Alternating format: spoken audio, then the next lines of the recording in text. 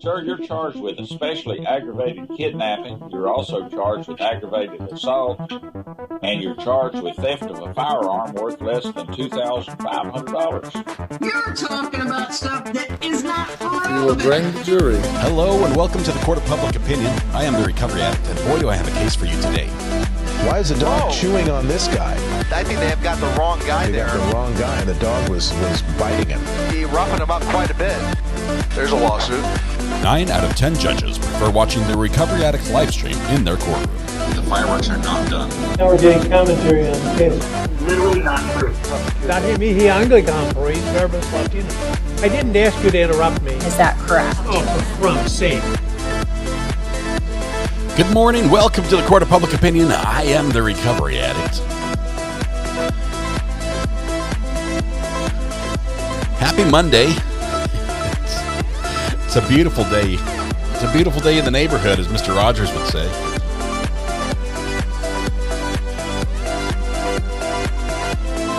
All right.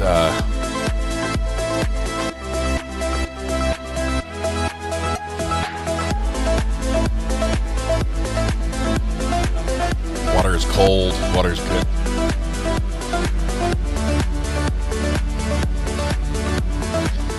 All right, let's turn the music down a little bit. It's still Monday after all. You know, it's a little bit early for the loud music. It's good to have you all here. Happy Monday. Welcome, welcome. Oh, I don't want that. I want this.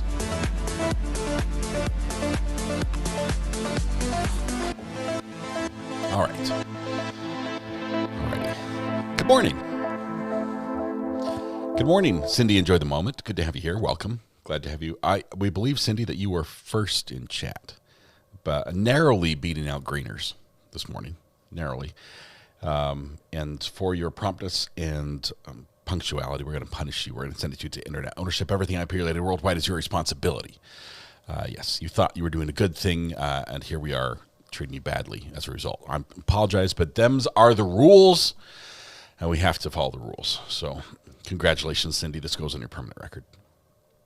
All right. Good morning. Good morning. Not sure if we have any birthdays this morning. Red Pen is doing her best to solicit any that may exist. Greener's actually one. Why?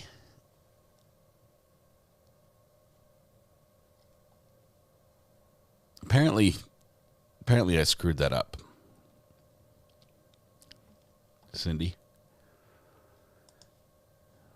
Cindy's like, yay! I gave it away. It's Greeners. I apologize, Greeners. I gave it to. I can't regift it. It's now gone. It's Cindy's now. Granted, it was an error. Consider yourself lucky. So Greeners is so kind. I gifted it to Cindy. Enjoy the moment, just in case. Okay, thank you. Welcome, Amanda H. 1234, member for 32 months on the jury. Hope 2026 is the best year ever. Looking forward to many more months celebrating RA and mods are the best on YouTube. Amanda, thank you. It would not be the same without you. 32 months. That's huge. That's wonderful. Thank you for your support. It is super exciting. We do have a new case starting today. No, there are actually 3 cases starting today. But we'll handle these in just a minute. Let's see. Birthdays: Caleb, Debbie Goodrum, and to Papa J. And there was somebody else. Hang on. There's one more. Francisca. We have to add Francisca to this one. Red Pen, right after you said I have birthdays, hang on. The next message. The very next message. I love it. We will sing to Caleb, Debbie Goodrum, Francisca, and Papa J. Heavenly birthday for Papa J. We'll definitely want to sing there. All right. And let's do this. Everyone stand up, take a breath, shoulders back, project your voice to the back room, blend your voice with the neighbor, and warm up with me if you will. La la la la la la. I missed the la in there somewhere. It's still so early. Make sure you get Francisca in here. Here we go. Bingo. Happy birthday to you. Happy birthday to you. Happy birthday to Caleb, Debbie Goodrum, Francisca, and Papa J. Happy birthday to you. I alphabetized them in my head. All I needed them was on the screen, and I could do the rest of the work myself. Thank you very much, Josh and Red Pen, for the great work you do every morning, organizing something that is similar to herding cats sometimes, and it gets a little hectic, but wonderful. Caleb, Debbie, Francisca, Papa J, happy birthday. I realize I have many wonderful days. Today is your special day. There are a million places you could have been and a million people you could have celebrated with, but you chose to be here with us. The privilege, pleasure, the honor, the joy is ours. Hopefully we can turn that joy back to you, make your day a little more specialer. Begin by helping yourself to free pancakes at Denny's, IHOP Village Inn, Waffle House, McDonald's, Tammy Dunlap's House, Andy's Grill, or Bob Evans, and even Cracker Barrel. There you go. Interlude.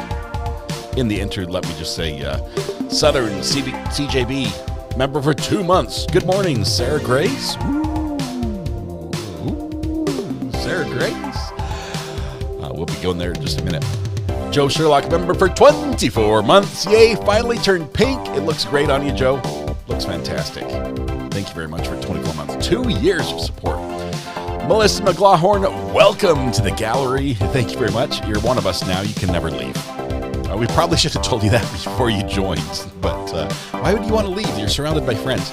Lee, the OG member for 35 months. Only one more month to next color courthouse. I think so, Lee. And when it happens, you're going to be the first to know, I think, Lee. You're like the OGest of OGs. Thank you. Also an OG.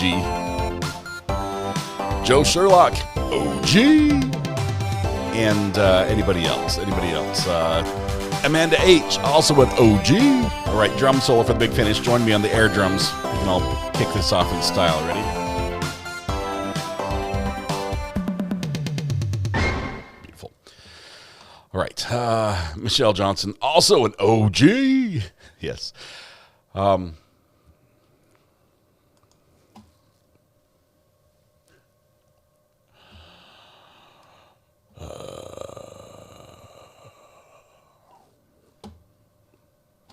There are 3 trials that were supposed to start today. First one is the Uvalde police officer down in Texas. Tough trial because a lot of happy birthday. You look good. Body cam footage and things are going to be involved, and it's a school shooting where an officer is on trial for not responding the way he was trained to respond, and not basically confronting the shooter for 77 minutes. Okay, it's appalling. It really is appalling. Thank you, Josh. Got it. We've got that queued. But it's going to be a very difficult case because of the victims. You got 19 students and 2 teachers or teachers' aides or something like that. Yeah, so that's a tough one. You've got another dude. Paul Caniero. It also has child victims. 11 and 8 years old. Quadruple murder of his brother, sister-in-law, and their 2 children. I'm just not really excited to kick off the new year with a trial that involves the death of children. I know how hard these trials are, and so I was betting all my marbles on Sarah Grace, which also was supposed to start jury selection this morning. I don't know if it will. I don't know if it's going to go forward. So we're screwed either way if Sarah Grace doesn't start this Katrina Buddy. Possibly. There's other things to watch. Like we've got possibly a bench trial that's going to be going on. Josh has alerted us to in Judge Simpson's court. He hasn't gone live yet today.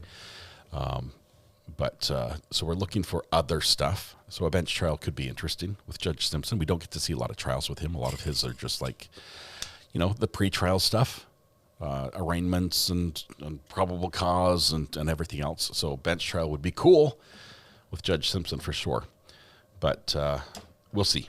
We'll see what happens here. So our plan was Sarah Grace. And yeah, we bet all the marbles on Sarah Grace, and now we might have a little bit more court hopping. There are some other trials out there. We'll just have to find them. So, but hold tight. We'll have a new court here. Good morning, Vietnam, says Cody. Cody, good morning to you. Welcome. Love your profile picture. Let's see. Which court in Ohio was that? Josh is sending things. Hang on one second. Josh is using the mod chat for what it was intended, which always makes me nervous. Let's see. This is the state of Ohio. This is the Ohio one. Warren County. Buffer, go get BZ's package at the post. Oh, okay. I'll have to do that. Where in Warren County? Let's pop up in here, shall we? Warren County Courts.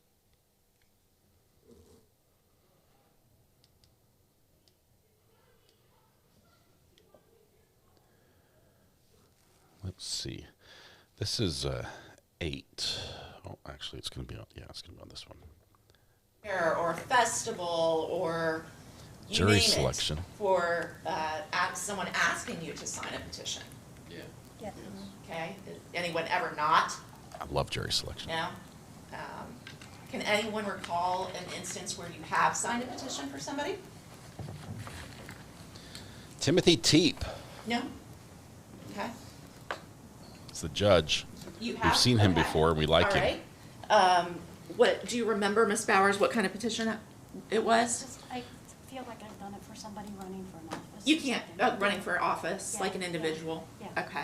Oh, All right. good. She's out. Can you remember the specific incident of it happening? Honestly, no. Charges. Okay, that's fine.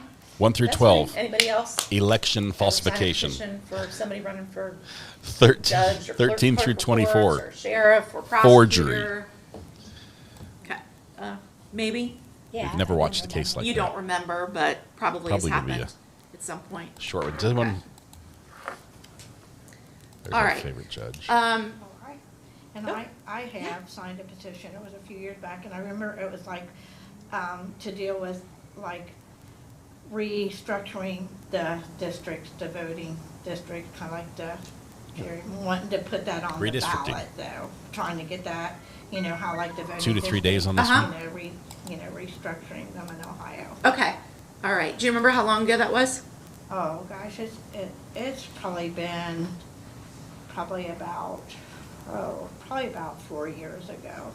Okay, all right. Okay, I'm gonna come back to you, Ms. Gill, okay? Anybody else familiar with that particular petition? No, okay. All right, so this is a kind of a different type of case Yes, than it is.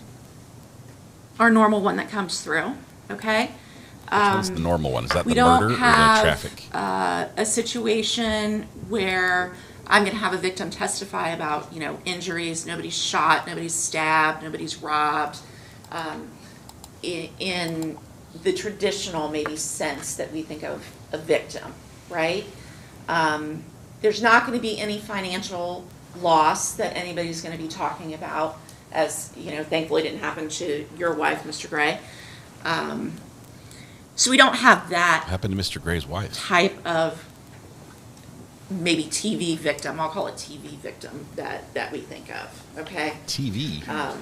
These are individuals whose name was signed. They found out about it after the fact. Okay, and they're presumably going to come in here and say, "I did not sign my name to this petition." This is the first name of our defendant today. Or excuse me. Is yeah, the first name. anybody of the mindset that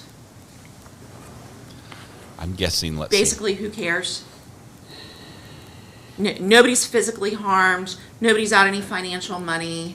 So why am I sitting Zizak, here yeah. on the Monday after a holiday listening to this? Zizak, Anybody yeah, thinking is that that right one? now?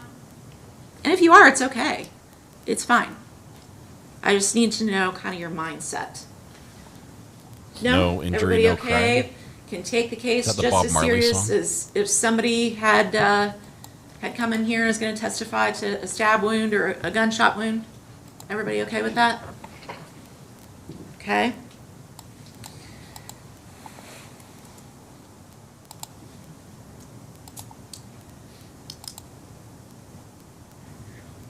There's been kind of a trend in recent years about election integrity, and lots of stories hitting the news and whatnot. Anybody have any strong opinions, one way or another, about the status of election integrity in this country? Yeah. Pickles, not politics. We're going to talk about the crime, not about the... Okay, I get a I little... think we all have opinions about it. Okay. Of course, I can only speak for myself. I mean, it's been Well, kind of crazy, It has been kind of crazy, right? Yeah, and it's think- very important. it is Is it very important. Anybody a feel it's man or not woman on important? trial? Is everyone of the opinion that it is important that the elections are closely monitored? Thank you, Red Pen. And we have integrity in our system? Anybody not feel that way? Kind of what, when I went back to like, who cares? No? Okay.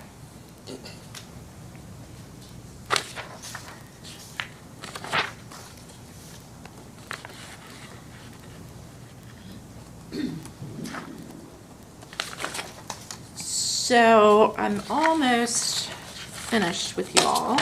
I do have a couple of questions for Mr. Brady. I'm very curious, and this is more of a personal reason because I have a college kid who's kind of interested in the field that you're in. What is your degree in? She's trying to network for her son. Currently what I do is sports television production. I run a camera for sporting events that you would watch on television. It would be one of the cameras that you would see the event through when you're watching. I primarily do auto racing, but I do some of all the other things as well. Gotcha. Is your degree in some sort of media or? My undergraduate degree was actually in broadcasting. Okay. Which was the thing at once. And my master's degree is in communications. In communications? It's not a job that's considered that you need a degree to get. It's very experience-based. Uh-huh, right. Pretty much that's Very the mindset experience-based. throughout. Okay. Okay, he has the same degree I have. Fortunately, he's going to be kicked off the jury because he's in TV production.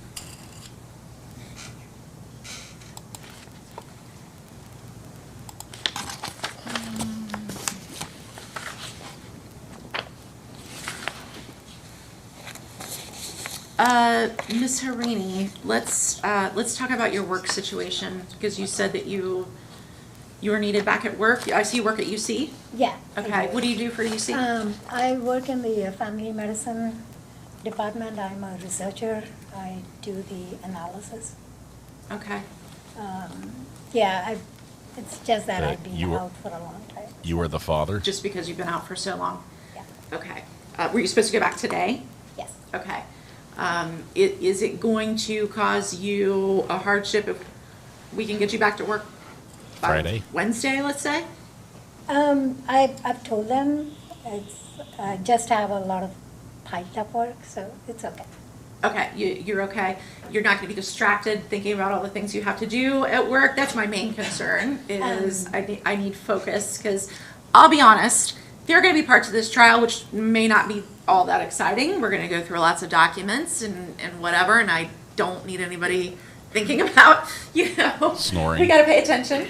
Logs. Yeah, I will try to not be distracted. Okay, you think you can do that? I think so. Okay. All right. Anybody else have any issues that may be going on in your personal life or work life or family life that you think, oh, if she's up there questioning somebody about a signature, my mind might wander? Everybody okay? You can stay focused with me here for a few days. We'll let you drink some caffeine on lunch breaks if you need to. Ooh. Court has its okay. perks. Literally. Okay. First day at the new job, and she's on jury. All right. And we kind of boss is like, hit on this right. already. and I have stressed the importance of using your common sense in doing your work as a juror if you're selected. Can everybody promise me that they're going to use their common sense? Okay. All right. Judge, may we approach? Yes. Going to go off the record here for a minute. We're going to go dark while they decide whether or not they're going to kick anybody off the jury for cause or possibly even for strikes. Not sure if we're going to stick this one all the way through, but it gives us something to watch as we're waiting and in a holding pattern. We want to hear more. I'm trying to get the lowdown on the Sarah Grace Parker trial, where apparently the state has asked for a continuation. Not sure on the reasoning why on this one exactly. We thought it was going to go today. It was going to be jury selection as well in that one.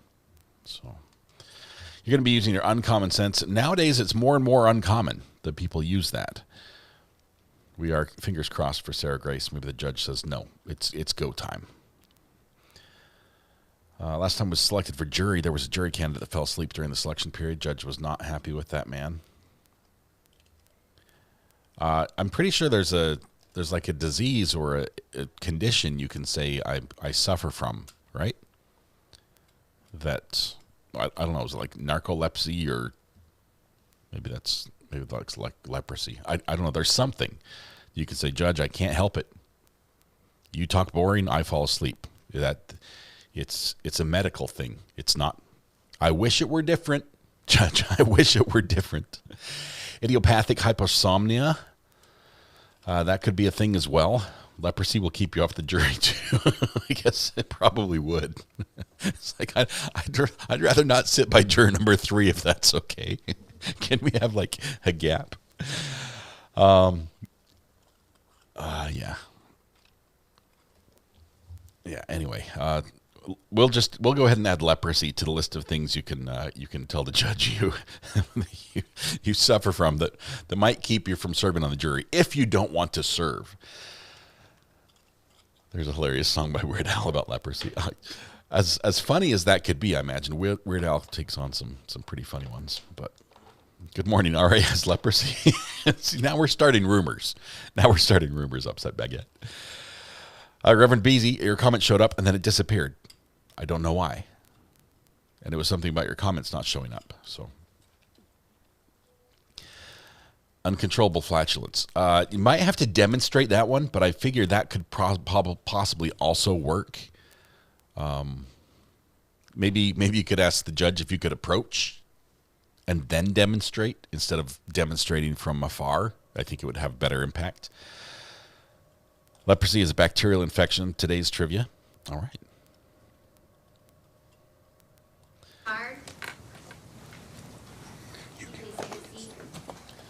Somebody got dismissed, and a new person is brought in. Good morning, sir. He's not happy about it. It appears to be a defendant in the black suit. Oh, yeah, you got, yeah. Sorry. Yeah, this is like third grade. You've got assigned seats and everything. Good morning, Mr. Bernard. How are you, sir? Fine, thank you. Anything you want to bring to my attention for all the questions that were asked? I don't think so. Okay, you indicated on your form that you or a family member or close friends been the victim of a crime. Theft. Okay. Anything about that Identity? that you can't set aside and listen to the evidence and be fair and impartial in this case? No, sir. Okay. No significant hardship for today to Wednesday? Nothing that I can't tolerate. Great. All right. Mr. Tranter, do you want to inquire as to... well, it is a forgery case. Bernard, please. Yeah, thank you, Your Honor. So false information runs in the... Briefly, Mr. Bernard, the blood. sorry to catch you off guard there. I probably weren't ready to come up yet, huh? Okay, you heard all my discussions about the voting process and election integrity. Do you have any thoughts or comments on any of that? I agree with what some of the other effective jurors said. It's very important. Okay. Very important. All right. And he does want to any serve. questions or concerns about the examples that I gave, circumstantial evidence versus direct evidence, and the fact that they are weighed the same in this process? I don't have any concerns about that. Okay. All right. I think that's all I have for you, That was it. honestly. And I pass for cause, Your Honor. Thank you. All right, defense gets up, coughs on his client, and then proceeds to... All right. Good morning, ladies and gentlemen. Hope you are well. Thanks for the updates, Vons. You guys are doing an incredible job. This trainer did a good job in covering a lot of bases, so I probably won't have to go in too much depth. But ultimately, this process, as the judge said, it's about speaking the truth. We want a fair trial. We want a fair jury, a jury that can look and hear the evidence from a place of objectivity and not bring any bias, not bring any thing from their past. And that's why they ask you all these questions when we go through this.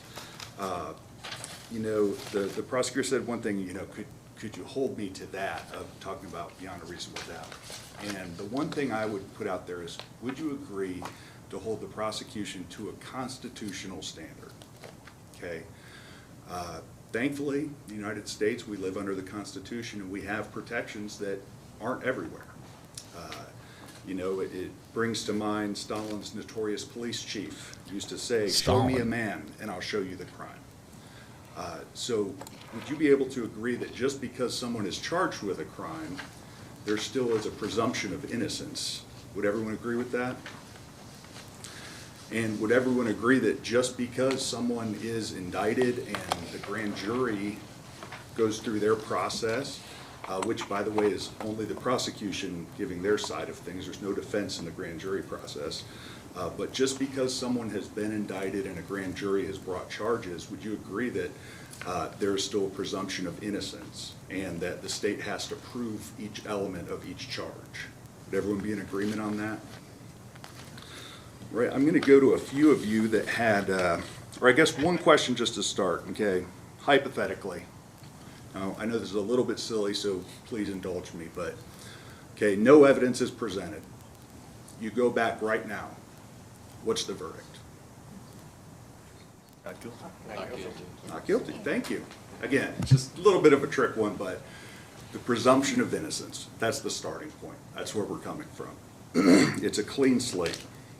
Now, obviously, the prosecutor talked quite a bit about different types of evidence, and that is true. You know, in using basically the same thing, the famous adage on beyond a reasonable doubt has always been heart surgery. You know, whether you would have heart surgery. No one's going to be flippant about that. No one's just going to, yeah, maybe I will. You're pretty sure. You're confident, yes, this is something I'd tell a heart joke without skipping a beat. Of course, you don't have all the knowledge. You don't know every possible. There is no ability to get to a place of no doubt, but you have to be to a place where, you know, I would make this decision about a serious thing in my life. You know, whether I'm going to help my kid with college or not, whether I'm going to buy a house, whether I'm going to have heart surgery. I'm confident I'm at a place where I feel competent to move forward with this decision. Now, I will get to one thing, and again, this is a little bit hard because it kind of goes counterintuitive to our instincts, but what if it's a tie? Or what if you think, yeah, probably guilty? Tie goes to the runner. Does anybody want to pipe in what the outcome in that should be? And again, it's a little counterintuitive. It's not guilty. It's the tricky answer. In a tie, it's not guilty. In a probably, it's not guilty. Okay, there's different levels of evidence required for different things. So probable cause is to get arrested, to get a ticket, get pulled over. They have a reasonable suspicion enough that a crime's probable cause that a crime's been committed, so they can initiate an investigation and start that. Then you can go to, well, a preponderance of the evidence, or more likely than not. And if you've ever been involved in a lawsuit for money, that's the standard of evidence, 51%. If it's more likely than not, then you win, or if it's more likely than not the other way, you lose. Now, I'll take it one further than that. There's clear and convincing evidence, okay? It's a good step up from a preponderance. It's the level of evidence the state has to have to take your kids away. And that's not beyond a reasonable doubt.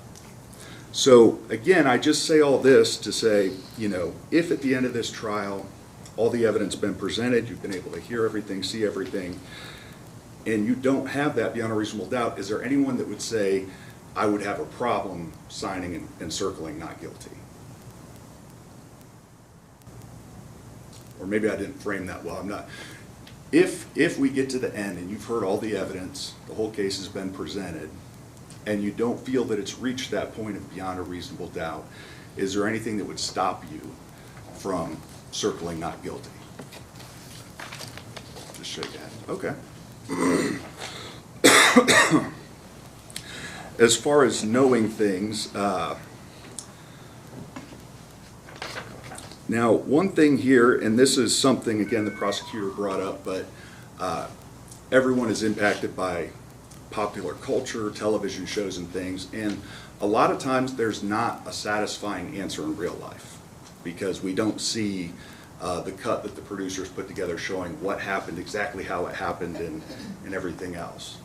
So if the defense doesn't present something or a different story to say, well, here is exactly what happened and how it happened and why we're not guilty, do you understand that, again, sometimes that's just unknowable and may not be able to be presented? And it's not that the defendant is hiding something or unable to, but frankly, there's just unknowable knowledge in real life. It's not like TV. Would everyone agree with that?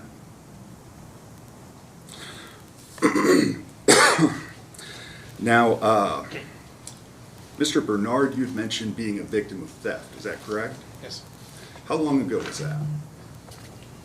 Probably 5 or 6 years ago, and then maybe 20 years ago. Okay. And did that lead to a prosecution the more recent time? No, there was no resolution. Oh, okay. So it was an unknown. Correct. What was your overall experience, would you say, with the justice system through that? I worked with some law enforcement, making a report, but nothing came of it, and it stopped at that. And you don't feel that that experience maybe would tilt you a little one way or the other as far as your objectivity, or? No. Okay. Oh, that's great. Ms. Taylor, I believe you mentioned being a victim of crime. Is that correct? And again, not to delve into that in any way, but what was your overall experience with the criminal justice system through that? Okay. And do you feel that that impact in going through that in any way impacted your ability to be objective on these types of things, criminal matters? Okay. All right. Mr. Gray, I believe you had mentioned, again, the identity theft. Is that right? They stole money. It was for your wife, correct? It wasn't you, or was there two different? No, it was my wife. Okay. And you said overall that situation was pretty smooth? I mean, we went through the normal motions, the police. It had to do with someone opening an account in Florida in her name. And, basically, Synchrony Bank got ripped off. A little bit of a headache for us, but it was fairly easily resolved, which was very good. Okay, great. And again, this is kind of just open to anybody. Thinking through your life, be it close loved ones, yourself, what have you, is there anything that you feel, if you were facing a criminal charge, would you want yourself to be on your own jury? If you can make sense of that. And forgive me if not. Would I like to be my own juror? Always. But there's not no guilty. reason that you would say, no, I'm a little sensitive on this area, or I don't feel I can be impartial. Is there anybody that feels, those types of thoughts or sentiments in any respect? Okay.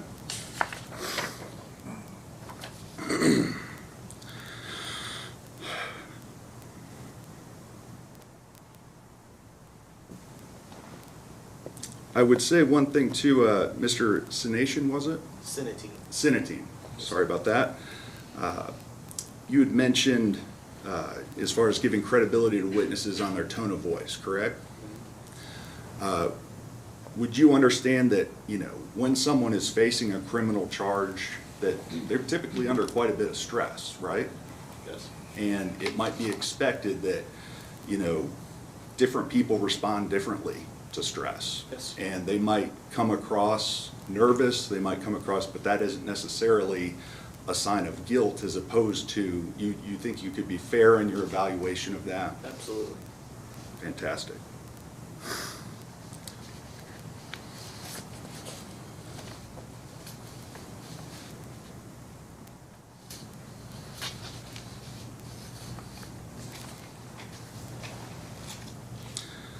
The prosecutor touched on this, but the issue of electoral fraud, I know obviously everyone kind of agreed that these are important issues, an important thing that we can have confidence in our elections. No one has had a direct situation that they've been involved in involving anything about electoral fraud or contact with the Board of Elections. Has anyone had any type of interactions along those lines? Okay. Ms. Bowers, I'll pick on you for a second. You'd mentioned being a family friend with Sheriff Riley, is that correct? And how long have you guys been? Well, he's been friends with my brother, and so I am around him some since he was very, I don't know, like, very young. Okay. I went to school with his sister, and my brother kind of took him under his wing because they have some similar interests.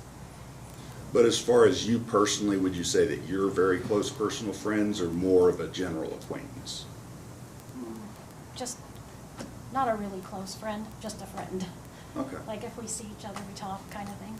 And again, not to put too fine of a point on it, you feel that the fact that you're friends with him wouldn't impact your ability to be fair. Thought he was going to quote a They Might Be Giants song. Right. Right. Hey, I'm the only bee in your bonnet. Okay. I did have a question about another person. Is it Greg Schwartz that's on your list, or Craig Schwartz? It's Craig. Craig? With a C. Okay, don't know him. All right. Yeah, this morning Sarah Grace got moved out. There was a brief hearing. The state asked for a continuance. They're still waiting for, yes, Your Honor. I think, an expert Does the state analysis. have a peremptory challenge? Yes, Your Honor, at this time, state would like to thank and excuse juror number 6, Mr. Sinitian. Mr. Sinitian, Mr. Sinitine. Sinitine. Thank you, Sorry. you're excused.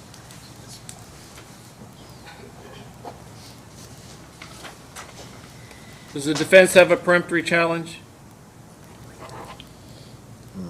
Critical. I apologize, Your Honor. Do you have a peremptory challenge? Yes, Your Honor. The defense would like to thank and excuse juror number 12, Mr. Bernard. Mr. Bernard, you are excused. Call 2 names for me, please. Kelly Morris. Suhani Patel.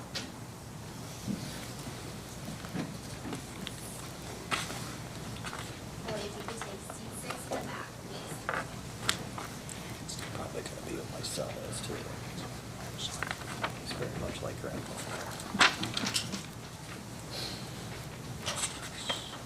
You'll be right there. Miss Morris, good morning. You've been paying attention? Anything you want to bring to my, no one ever says they haven't, by the way. Anything you want to bring to my attention? I do want to mention, I am not friends, but I have had professional dealings with 3 of the witnesses that you mentioned, Joy and Noel and Judy. Oh, she's out. Because I have worked for the election, or as a poller. She's gone. And I She's have gone. run for election for school board and central committee member. So I have filled out petitions and I've dealt with them just in professional dealings. Okay. I'm not sure I would recognize them, but Recognize the names. Recognize the name. Yeah, and again, that doesn't necessarily automatically disqualify you. The question is, regardless, can you be fair and impartial? Absolutely. All right, listen to the evidence, decide this case based only on the evidence that you hear from the witness stand, right? Okay. Anything else you want to bring to my attention? No? Ms. Patel, anything you want to bring to my attention? Okay. She basically could be a Ms. witness Tranter, in you this may case. inquire. Thank you, Your Honor.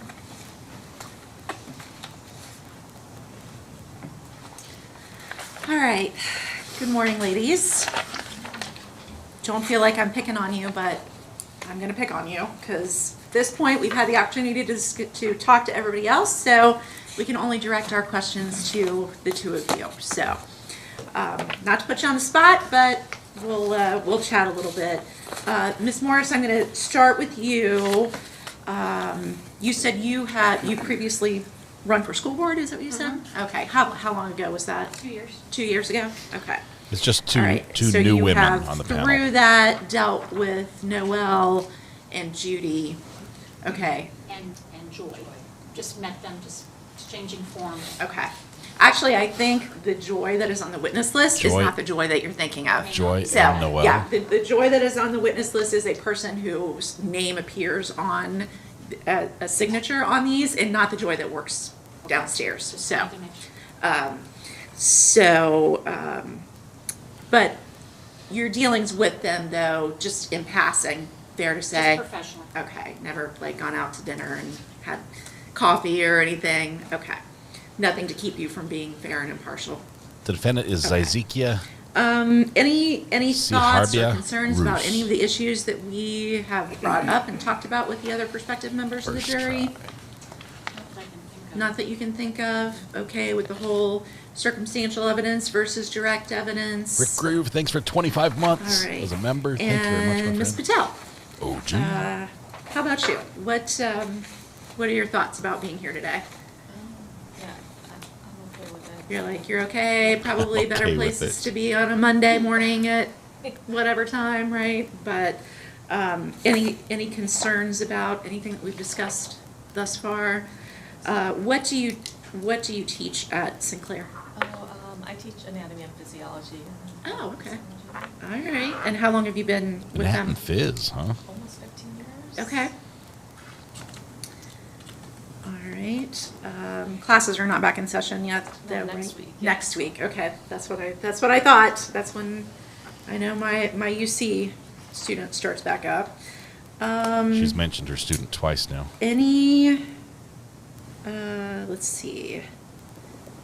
Any concerns that you may have, particularly about the circumstantial versus direct evidence conversation that we've had? I think I'm okay with it. Okay, all right. Any concerns at all about potentially being picked?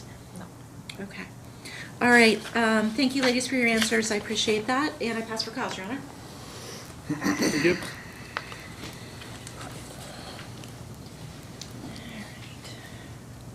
Hello, ladies. You're well.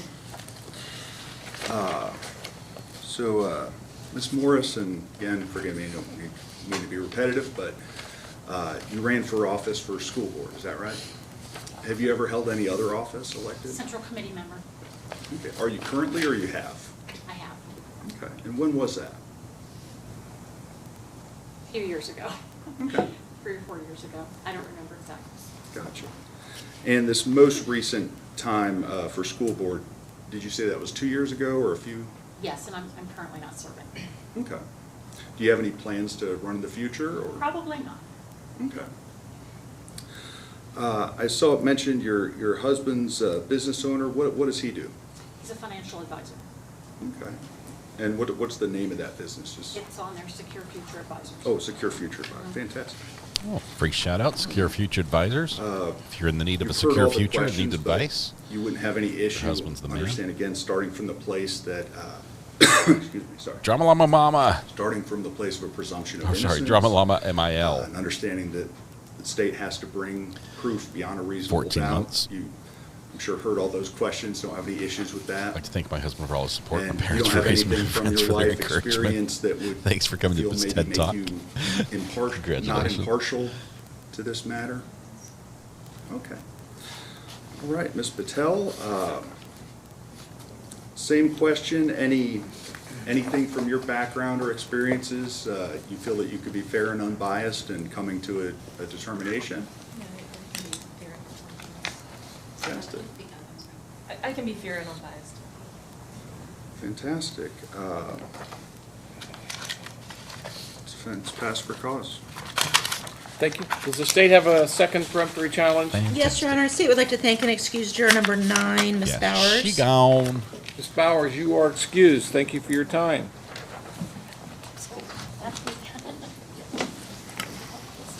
Does the defense have his second peremptory challenge? No, Your Honor. The defense passes. Yes, Your Honor. Call one name for me, please. You get one new person.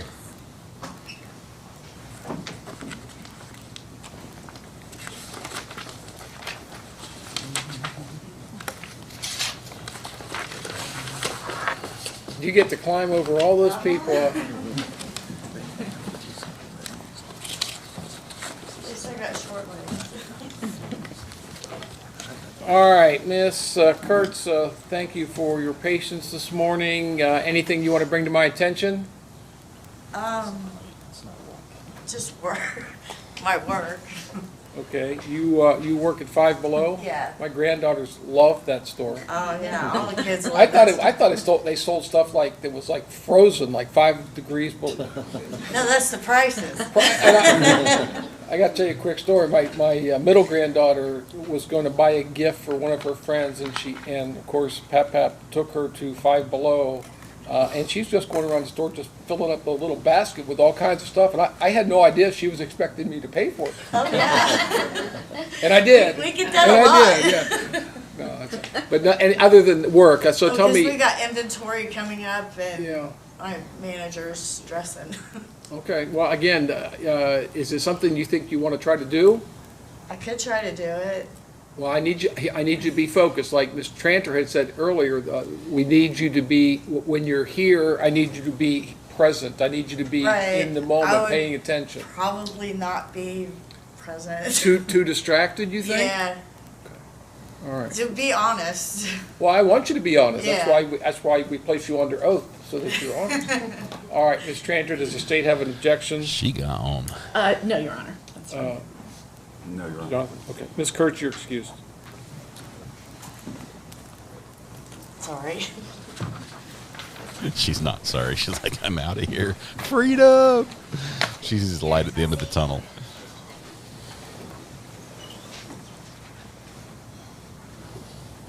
She said, Five Below, I need to count everything on the shelf, so I need to go.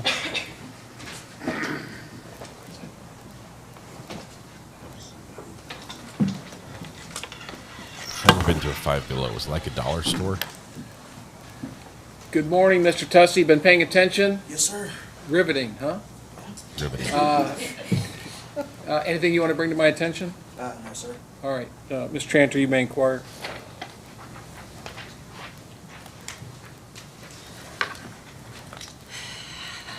Okay, Mr. Tussey, I mean, you're behind the 8 ball now, right? You just agree that this was riveting?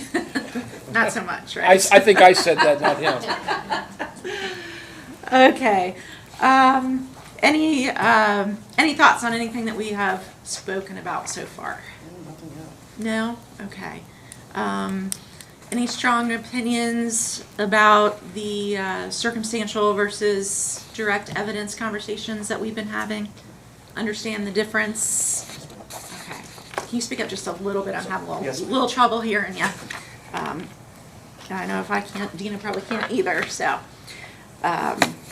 Tell me, you're employed for Advix? Yes, ma'am. Okay, what do you do there? So I'm a lead operator, manage my operators, machines, just inspections, stuff like that. Okay. Are you, do you work with as part of a team there, or is it kind of an individual, like assembly line thing, or? So it's kind of like an assembly line. We have multiple machines that we run.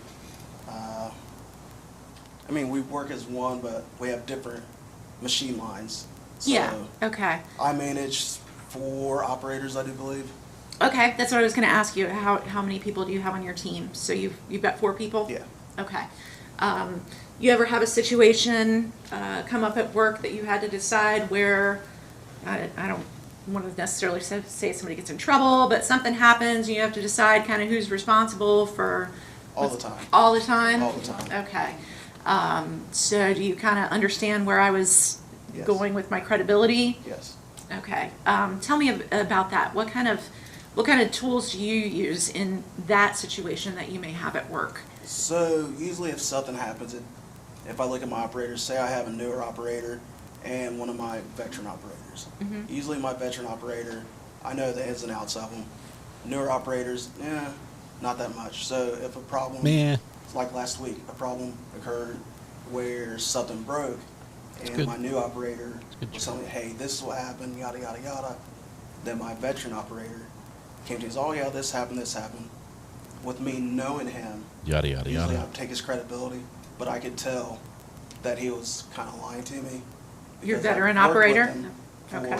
12 plus years, and just his demeanor is not the same. And come to find out that he was kind of lying to me. Oh, okay, so it was So actually the let's newer share his name employee here. that Was telling me the truth. was telling you the truth. Okay. So how did you come to that determination?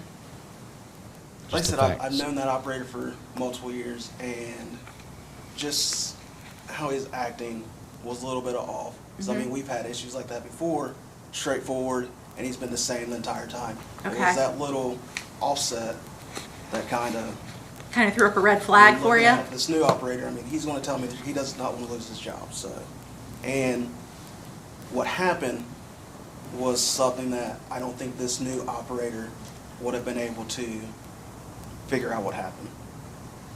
Gotcha. My older operator kind of knew what happened, so that was kind of a red flag for me. Okay, gotcha. So did it kind of fall in line with what we talked about, his story not making a whole lot of sense? Okay, all right. So you've got some experience in this in your personal life. All right. Think you can bring those tools into the courtroom if you're selected? Yes, ma'am. Okay. Any concerns at all about serving? Okay. All right. Thank you, Mr. Tussey. I appreciate your answers. I pass for cause, Your Honor. The defendant might not be the person we thought it was. That might be a. You waive his presence. Okay, thank you. Oh, it is. It's a his. It's Yes, a Mr. his. Tussey, again, we've covered all this, so again, forgive me for being repetitive, but you don't have any issue starting from a place of a preponderance of it, starting from a place, a presumption of innocence, is that correct? You understand that, again, starting from that point, not starting from, well, this guy's already been charged, or he's probably guilty. And one further, again, Defendant's on using his way life back in. experiences here, you know, have you ever seen a situation where sometimes the company gets it wrong? Yes. And you know that companies are not infallible. Dare I say the state is not infallible. And you're open to saying, Nice hey, of you I'm to join here, us. I'll listen fairly with an open, you know, objective mind and hear the situation and come to the appropriate conclusion. No issue with any of that, correct? All right. Defense passes for cause, Your Honor. Does the state have a peremptory challenge? No, Your Honor. State is satisfied. Does the defense have a peremptory challenge? No, Your Honor. All right. Okay, we have a jury. Do we need any alternates? Tell me one name for an alternate, please. One alternate. Brady Keller. Usually the alternates aren't put under quite as much scrutiny, although with a 2 to 3 day case, there's a possibility.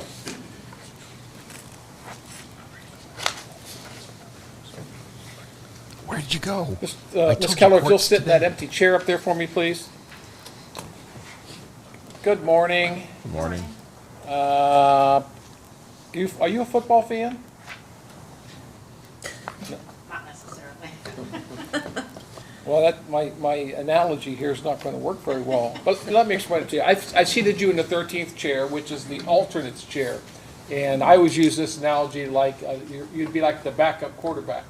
Okay, so you have to go to practice every day. You got to study your playbook. You got to study game films, and you have to prepare as if you're going to play on Sunday. But most likely and usually, the starting quarterback is going to start. He's not going to get hurt. He's going to play. But as we've seen this year, Burrow gets hurt and backup has to come in.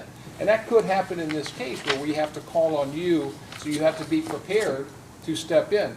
But the reality of it is that these 12 will be able to proceed to deliberations, so you would not be able to deliberate. So you'd have to pay attention. You could participate fully as a juror throughout the trial. But when it came time to deliberate, you would not be permitted to deliberate. Is that something you think you can do? Yes. All right. And you're paying attention, listening to all the questions that have been asked so far? Yes. Anything you want to bring to my attention? Ms. Tranter, you may inquire. Thank you, Your Honor. Morning, Ms. Keller. So I'm always honest with my alternates, okay? I'm a bad luck charm, and I don't wish ill will upon anybody. But throughout my career, I have had more trials than I care to think about where we've had to slide the alternate in. Okay, so I'm just putting you on notice. You're there with us through the whole trial, right? I'm a bad Even through luck charm. like I said, some of this might get a little bit snooze-worthy. So you have no problem paying attention just in case we need you, right? Keep it interesting, All right. ma'am. Any issues with any of the topics that we have talked about over the last couple of hours? Okay, all right. I really don't have anything else for you unless you can think of anything else you need to bring to our attention. Okay, thank you, Your Honor. I pass for cause. Mr. Gibbs? Needs to be brief. I saw in the form it said that either you or a loved one have been a victim of a crime. Is that correct? Yes. Can you tell me a little bit about that? My grandmother lived in New York City and got mugged a couple times. Sorry to hear that. Grandma got mugged in New York City? Were you involved with that much, or just more of a... Were you part of the mugging? I was a teenager. It's been many years ago. But after that, my dad moved her into our home, and she lived with my parents for 20 years before she died. Okay. Close relationship? Mhm. That's great. But you don't feel that her bad situation, unfortunate interactions with criminals in the past would have shade your perspective on anything? Is that fair? And again, you understand, as the prosecutor mentioned, about the different types of evidence and starting from a presumption of innocence and beyond a reasonable doubt, and that whole, you're in agreement on that and understand that? All right, thank you. The defense passes for cause. Does the state have a peremptory challenge as to the alternate? No, Your Honor, thank you. Does the defense have a peremptory challenge as to the alternate? No, Your Honor. All right, Mr. McCracken, would you swear this jury in, please? The jury can stand. Raise your right hand. Do you swear so help you God or affirm under the pains and penalties of perjury that you will diligently inquire into and carefully deliberate all matters between the state of Ohio and the defendant Ezekiah Rouse to the best of your skills and understanding without bias or prejudice? Please say, I do. I do. Be seated. All right, for those of you who are still in the courtroom as prospective jurors, as you can see, we have selected a jury. We always bring in more jurors than we need, simply because if I run out of jurors back there, I have to declare a mistrial, and it would take literally months to get back on the court's docket, which would be very unfortunate for everyone involved. So that's why we bring in more people than we need. I hope you understand that. We have open courtrooms here in the United States, in the state of Ohio. If you'd like to stay, you are welcome to stay and observe. All of our proceedings are broadcast live on YouTube. We each have a YouTube channel, so this is actually being broadcast right now. Yay! But if you'd like to leave, now would be the time to leave, and you have the court's thanks for your time today. Pass for cause means that the lawyer We have had no people longer stay before, by the way. no longer wants to challenge. Thank you, guys. Or all right, ladies and gentlemen, at this time we are remove a going to take a break. It's particular 10:15. We're going to break till about 10:30. Mr. Logston, or Justin, as I'll probably call him for the rest of the trial. Gonna call him Justin. Is going to give you some information back in the back. And then when we come back in here, I'll give you further instructions. The only instruction I'm going to give to you right now is that you are not permitted to discuss the case amongst yourselves. Don't form any opinions, you haven't heard any evidence, and you're not allowed to discuss the case with each other or allow anyone to discuss it with you or in your presence. When you come back after this break, I'll give you some further instructions, okay? There's some probably coffee back there. Justin, right? Donuts. Coffee, water, there's some snacks, so let's take about 15 minutes and I'll see you at 10:30. All rise. All right. While they go on break for a minute, we are going to jump to a little court that we've been to several times before. Let's see who's...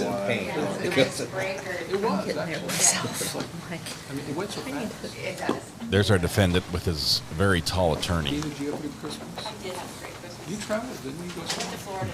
Went to Florida for Christmas, no? Did you have to work last week, or were you? I worked half days a little bit last week. I kind of got back this week. All right, anything for the record? No, Your Honor. No, Your Honor. And again, you understood my waiver. Yes, Your Honor. Just for the record, Mr. Rouse, when you went to the bathroom, I had Mr. Gibbs put on the record that he waived your appearance for that little few minutes that you were outside the courtroom. You understand what I'm saying? Yes, Your Honor. You have a right to be present during all proceedings. I know you had to go to the bathroom when I'm getting close. I didn't want to, because if I have to take a break, it takes forever. So thank you for that. All right, let's take a few minutes. You have something, Mr. Just for scheduling purposes, Your Honor, since we're moving kind of fast, when do you anticipate the lunch break? 12:30. 12:30, okay. Perfect. All right, thank you. Works. Okay.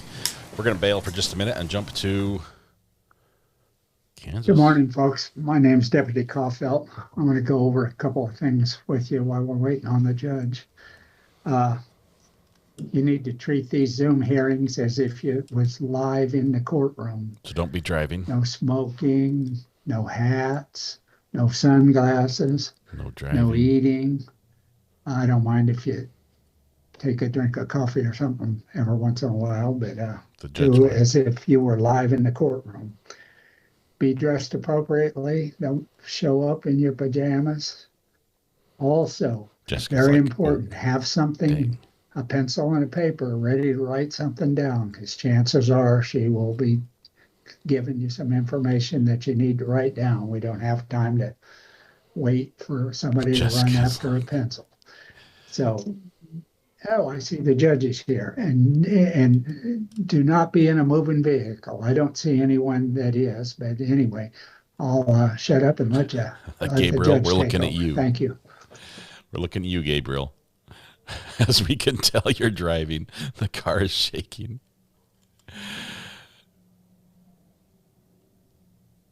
Gabriel's Good morning. We are on the record bumps. In the 13th Judicial District, the District Court of Butler County, Kansas. I trust everyone's had a chance for their breakout rooms. Anybody else need breakout rooms or discussions with prosecutors or anything else like that we might need? Like the officer said, get a pencil and paper, be ready to go. Even if you're the passenger in the moving vehicle, don't be moving. We're going to begin in about 1 minute. Quick, pull over. Jessica didn't listen very well. I think she's in her jammies. She's laying on the couch, and she's not excited about being in court. It's like, whatever. She's not taking it seriously. Judge Webster's going to put her in her place if she doesn't.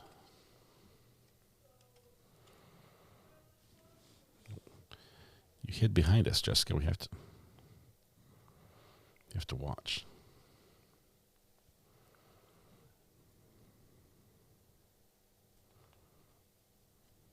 Jessica just does not have the time for this today. Oh, man. Pat is closing his eyes for a minute, going over his opening statement in his head. The chin's going to nod down just a little bit here in a minute as he gets towards the end of his pre-scripted comments. Baby Bear, member for 32 Judge, just for months. Information, I have 6 Patterson clients here at the courthouse. They have not talked to him yet, and I have 3 pro ses. 3 pro ses. Oh, goody. That's going to be fun. You have Romaine Green. Okay. We do not. Okay. We have Jay Regier. Mr. Levitt, are you ready on Jessica Harris? Before the court comes back. I'm here for Mr. Levitt today, Judge, and yes, we are ready to proceed. Do you guys want to go back and We are on the record in BU 2025, and watch this guy? TR 1128, State of Kansas versus Jessica Marie Harris. Please announce appearances. Are we invested? Here on behalf of the state. May it please the court, Your Honor, Ms. Harris appears via Zoom, as well as her counsel also appears via Zoom, appearing with her, Nathan Geffrey. Mr. Geffrey, how does your client want to proceed today on her charge or charges? Yes, Judge, we'd like to request a continuance at this time. Mr. Levitt, like you know, is handling this case. He just hasn't had a chance to reach out to Mr. Regier to get something figured out. I believe that if we set this over, we should give him some time to get that taken care of. State's response? Your Honor, no objection if the court is prepared to continue this matter at the request of the defense for speedy trial purposes, as well as continuing the bond in this case. The state would be requesting clarification as to whether this matter is to be reset for control purposes. It would appear that this case was previously set for bench trial back in October. Defense counsel, your response to the state? Yes, Judge, we just asked for another status. All right, this will be continued at the request of the defendant. We have a poll going right now. If you'd rather court hop Monday, or you'd like March to go back to the 23rd, is that election what fraud you're case when using, it comes back Jim? in a couple minutes, let me know. Yes, Your Honor. Mr. Geffrey, will that work for you and Mr. Levitt? That'll work for the defense, Judge. All right, this is continued at the request of the defendant to March 23rd, 9 a.m. Defendant will be continued on bond with the added condition that she reappear at that date and time. Ms. Harris, where? Oh, there you are. Okay. Ms. Harris, can you start your audio, please, and let me know that you're hearing us? Yes, ma'am. All right. I'm going to continue your bond with the added condition that you reappear with counsel ready to go March 23rd, 9 a.m. Yes, ma'am. All right. Thank you. Ms. Harris is excused. Mr. Geffrey, who else would you like to take up? Yes, Judge, I've got Antonio Taylor on your docket as well. He's in my lobby. I'll go grab him real quick. Very well. Thank you, Judge. I can leave, right? You can leave, Miss Harris. Yes. I'm so sorry, Your Honor. You have no reason to be sorry. You're fine. She's sorry for what she was thinking. All right. Mr. Antonio Terrell Taylor appears with us now. Mr. Geffrey? Yes, Your Honor. Yes, Mr. Taylor appears with counsel Nathan Geffrey. And you're here for the state. So how does your client wish to proceed at this time, Mr. Geffrey? Yes, Judge, we've reached out a couple of times on this matter. I believe after speaking with Mr. Regier, I think that Brett Sweeney is handling this case. I've reached out to Mr. Sweeney to get in a plea offer, and so I'm just waiting to hear back from him at this time, Judge. We had applied Mr. Taylor for diversion, and we were denied. And so we're just trying to figure out another disposition. I think that we're going to go the avenue of plea. I just need to get an offer from Mr. Sweeney's office before we can move forward, Your Honor. Mr. Regier, do you have any objection to continuing this to that March 23rd date? Or do you have notes from Mr. Sweeney to resolve this today? One moment, Your Honor.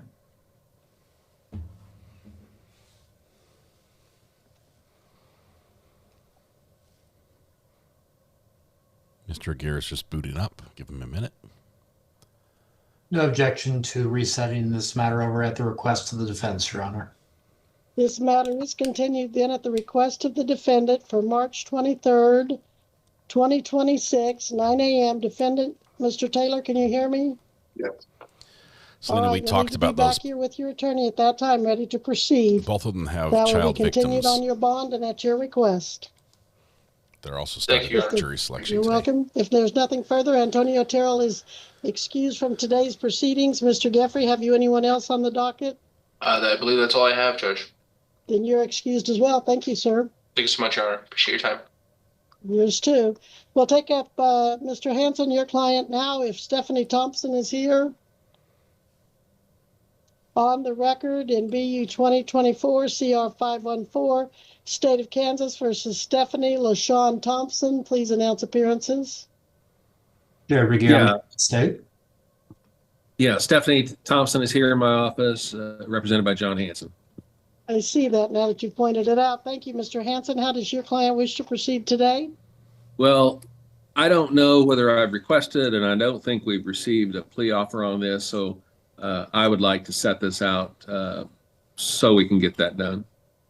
Well, my next date seems to be March 23rd of 2026. Are you and your client able to do that date? Mr. Yes, ma'am. Yes, Your Honor. Okay, any objection to continuing it to them at the defendant's request, Mr. Regier? Your Honor, the state is not aware of any communications between my office and the defense concerning prospective resolution of this matter. State has no objection to setting this matter over. All right, this is continued. Ms. Thompson, can you hear me? Yes, ma'am. All right, you must be back here. I'll continue your bond with the added condition that you reappear March 23rd, 26 at 9 a.m. with counsel, ready to proceed. Yes, ma'am. All right, Ms. Thompson is excused at this time. Mr. Hanson, anyone else on the docket? And Your Honor? No, Your Honor. Okay, Mr. Regier? Is this continuance to be assessed against the defense for speedy trial purposes? Yes, that's fine. And that is the order. All right, Thank you, Mr. Your Honor. Hanson, you're welcome. Yes, thank you. Anything further, Mr. Hanson, from you and your client? No, Your Honor, thank you. You're welcome. You and Ms. Thompson are both excused from this docket then. Thank you, Mr. Hanson, for your time. Thank you. You're welcome. All right, let's take up whoever's in the county jail. Are you by chance Mr. Patterson's client? Yes, ma'am. Mr. Patterson, are you ready for that person? Yes, Your Honor. That person is Tamara Thompson. Tamara Thompson. All righty. We are on the record now in BU 2025 CR 515, State of Kansas versus Tamara Ann Thompson. Please announce appearances. Yeah, review on behalf of the state. Your Honor, Darren Patterson, appearing on behalf of Tamara Thompson. Ms. Thompson does appear from the Butler County Detention Facility video station. Judge, this is a case where she has been in jail since November 25th, the date of this occurrence. Has not been able to make the minimal bond that has been set. So she has asked to have it set for today so she could enter a plea of guilty. And that's how she wants to proceed and get this over with, believing that she is appropriate for a probation. Thank you, Judge. All right, so she'll be pleading guilty to, there's a sole count here, I believe, Mr. Patterson. Yes, Your Honor. And Mr. Regier, your plea agreement in total? Your Honor, the state is not aware of any prior communications between counsel for the defense and concerning prospective disposition. However, the state is prepared to recommend in exchange for a guilty plea at today's setting, subject to certain other terms, a reporting probation of 12 months. All right, so she's pleading guilty, and the charge she's pleading guilty to is? Domestic violence battery, Class B, person misdemeanor. And Your Honor, that does appear to reflect count one of the information, which is charged as Class B domestic battery, rather, under KSA 21-5414A1. All right, so Miss Thompson, how do you plead to the sole count of domestic battery? Guilty. Is anyone making you enter this plea of guilty today by any threats or promises other than maybe a plea agreement, although it doesn't sound like there is a plea agreement? No, ma'am. You understand that you're giving up your right to a trial with this plea of guilty, but you will most likely be found guilty and unable to appeal your conviction? Yes, ma'am. All right, and I understand that you're pleading guilty to 21-54-14A1, which is knowingly or recklessly causing bodily harm to a person with whom you are involved or have been involved in a dating relationship or a family or household member. Is that what you're admitting? Yes, ma'am. And who was the person that received this bodily harm? My ex's dad. Your ex's dad. Your ex what? Husband, boyfriend? Ex-fiance. Ex-fiance's dad. And what was his name, the dad's name? Michael McFarland. Michael McFarland. And was he living with you at the time, Mr. McFarland? Okay, we're about done with this. Yes, me and his son were living at his house. Okay, so you were household members. And we're going to jump because court's back. What did you do that was knowingly or recklessly done to cause? All right. Give me a second to get the audio just cleaned up just a teensy bit. Get rid of the crackle in the audio.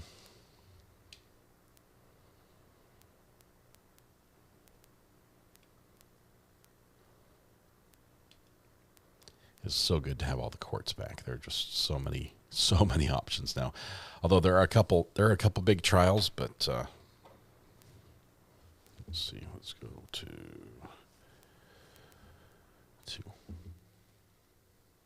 there we go.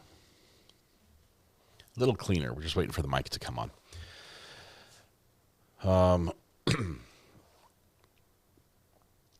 It was a domestic violence one. Sorry, Kim. I cut away from that one.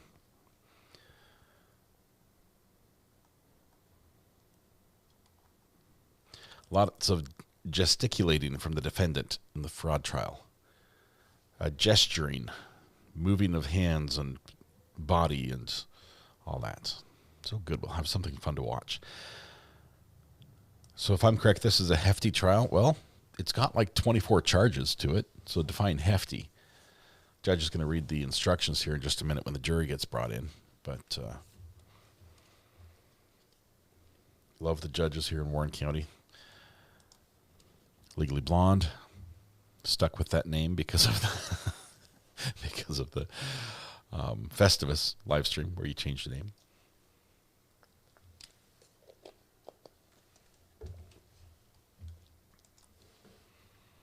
I don't know how they'll be able to find an impartial jury with the school trial. That's going to be a tough one. And honestly, the difficult part there is just all the body cam videos that are going to be shown, or all the testimony about the 19 different school children that were killed, and I think there were more that were injured. It's not just going to be the body cam from the officers in the 77 minutes that they didn't approach the shooter, even though they were hearing gunfire. It's going to be all the victims, all the injuries. It's going to be a tough one. So, the brother versus brother trial also involves 2 child victims. His brother, the defendant is accused of killing is it brother or brother-in-law? I forget which one. I think it's his brother's wife, and their two children. Both under the age of 12, I believe. So he took off his belt. Someone's about to get a whooping. Took his belt off. Apparently the pants are a little tight. Yes, we're going to watch Sarah Patrick Grace today, and then, surprise, surprise, the state asks for a continuance this morning, gets pushed back out to August. A little bit of a dressing down going on in court here. We're not done yet. We're not done yet, apparently. There's more to come off. Maybe the suit coat has to go. What do you think? What do you think's the next item to go? Is it the tie or the suit coat? The Voldy trial starts jury selection today. Might be a long jury selection process, though. He has a six-pack stomach. He's just showing off his abs to the judge. All of those trials we were talking about are in jury selection today, or we're supposed to. Sarah Grace is now pushed out half a year. He did leave during voir dire, just walked out, had to go potty. Will Uvalde be streamed? Yes, it will.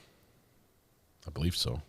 It's out of Texas, but that's probably one we're not going to follow. It's a rare case, first of all. It's a police officer being charged in his response or failure to respond to a school shooting. And there's some strong feelings on that one. Hey, Mrs. R.A., how are you doing? Is it okay if I tell everybody that your birthday's tomorrow? No? Okay, I won't tell them. I'll keep it a secret. It'll just be our secret. Thank you. Be seated. Should I add it to the list? Ladies and gentlemen, I want to start off by saying I mentioned about the YouTube channel. You do not appear on this. You can see the cameras are around the courtroom. You guys do not appear on those cameras, just to put you at ease to Currently. some extent, okay? We saw you walk in, though. Now, before we go any further, I want everyone just to sit back, take a deep breath, and relax. Jury service is a little strange, so a short explanation is in order. Like most things in life, the trial is governed by certain rules. The participants in this room must abide by those rules, and that includes the parties, the witnesses, and the attorneys. You and I are bound by the rules as well. Now, the attorneys will be presenting evidence through the questioning of witnesses, and this must be done in accordance with the rules of evidence and the rules of procedure. One of my jobs is to enforce those rules and to determine what evidence may be admitted for your consideration. Your job is to determine the facts and apply those facts to the law. You are the sole judges of the facts, the credibility of the witnesses, and the weight to be given to the testimony. Later, at the close of the case, I will instruct you regarding all the law that applies to this case. You will apply that law to the facts as you decide them. It is your sworn duty to accept the law as given to you by the court. Now, the case before you began with the filing of an indictment. The indictment informs the defendant that he has been charged with crimes. In this case, the defendant is charged that between December 23rd and July of 2024 in Warren County, Ohio, he did orally or in writing on oath, lawfully administered, or in a statement made under penalty of election falsification, knowingly state a falsehood in a matter in relation to which an oath or statement under penalty of election falsification is authorized. There are 12 counts of this charge. He's further charged in the same time frame, December 2023 to July of 2024, again in Warren County, Ohio. He, with purpose to defraud, or knowing that he was facilitating a fraud on another, did utter or possess, with purpose to utter, a writing that the defendant knows to have been forged. All of these are in violation of the Ohio Revised Code and against the peace and dignity of the state of Ohio. And again, there are 12 counts of the forgery charge as well. You are not permitted to consider the fact that the indictment was filed for any purpose. The defendant has entered a plea of not guilty. A plea of not guilty is a denial of all of the charges and puts at issue all of the essential elements of the crimes charged in that indictment. I will explain those elements to you, of each of those offenses to you at the close of the case. This is a criminal case. In a criminal case, the defendant is presumed innocent until his guilt is established beyond a reasonable doubt. The defendant must be acquitted unless the state presents sufficient evidence that convinces you, beyond a reasonable doubt, of every essential element of the crimes charged in that indictment. Reasonable doubt is present when you, after having carefully considered and compared all the evidence, cannot say you are firmly convinced of the truth of the charges. It is a doubt based on reason and common sense. Reasonable doubt is not mere possible doubt because everything relating to human affairs or depending on moral evidence is open to some possible or imaginary doubt. Proof beyond a reasonable doubt is proof of such character that an ordinary person would be willing to rely and act upon it in the most important of the person's own affairs. Now, many people get an impression of how a trial works from watching television. Obviously, it takes a little longer than an hour to get through a trial. And the trial may not be as dramatic as what you see on television. TV is for entertainment purposes. Here in real life, the trial proceeds in a certain order. We've completed the first stage of selecting a jury called voir dire. The second stage of the trial includes the opening statements. Opening statements are not evidence, but are merely designed to assist you in evaluating the evidence. The opening statement should give you an overall picture of what each side thinks the evidence will be. The state will then present evidence to you at the close of its case, and at the close of its case, the defense has a right to present evidence to you if he chooses to do so. If the defense does not present any evidence, you may not consider that for any purpose. If the state does present evidence, if the defense does present evidence, the state may present rebuttal evidence. And then after you've heard all the evidence, each side will have an opportunity to give a closing argument. Closing arguments, like opening statements, are not evidence, but are only designed to give you, the attorney's views on what they think the evidence has shown for your consideration. After the closing arguments, the court will instruct you on the law applicable to this case. Now, during the trial, I may sustain or overrule an objection. You are not permitted to draw any inference for or against either party from any question that the court does not permit to be answered. The court rules on the admission of evidence. Since you do not know the answer to the question, to speculate on what the answer might be is only to invent evidence and would be unfair to the parties. It is the duty of the court to require counsel to abide by the rules of evidence and procedure. You are not permitted to draw any inference for or against any party for how I rule on an objection, or for any admonition of the court to counsel regarding their conduct during the trial of this case. Now, as has been discussed, there are two types of evidence: direct evidence and circumstantial evidence. You may consider both direct and circumstantial evidence. It is your responsibility to decide from the direct and circumstantial evidence taken together whether the state has proven all the elements beyond a reasonable doubt. Direct evidence is the testimony given by a witness who has seen or heard the facts about which the witness testifies. It includes any exhibits admitted into evidence during the trial and any stipulations that you will be instructed to accept as fact. Circumstantial evidence is the proof of facts or circumstances by direct evidence from which you may reasonably infer other related or connected facts that naturally and logically follow according to the common experience of people. Direct evidence and circumstantial evidence are of equal weight. Direct evidence and circumstantial evidence possess the same probative value. In some instances, certain facts can only be established by circumstantial evidence.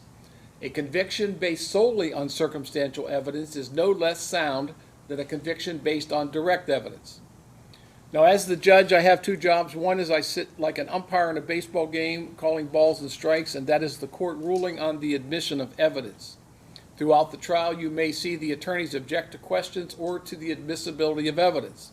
You may also see them make arguments concerning these objections at the bench. These are matters of law that the court must decide outside the hearing of the jury.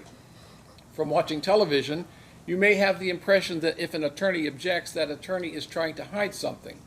Attorneys have different interpretations of the law, and the objection is only a way to call the disagreement to my attention for a ruling.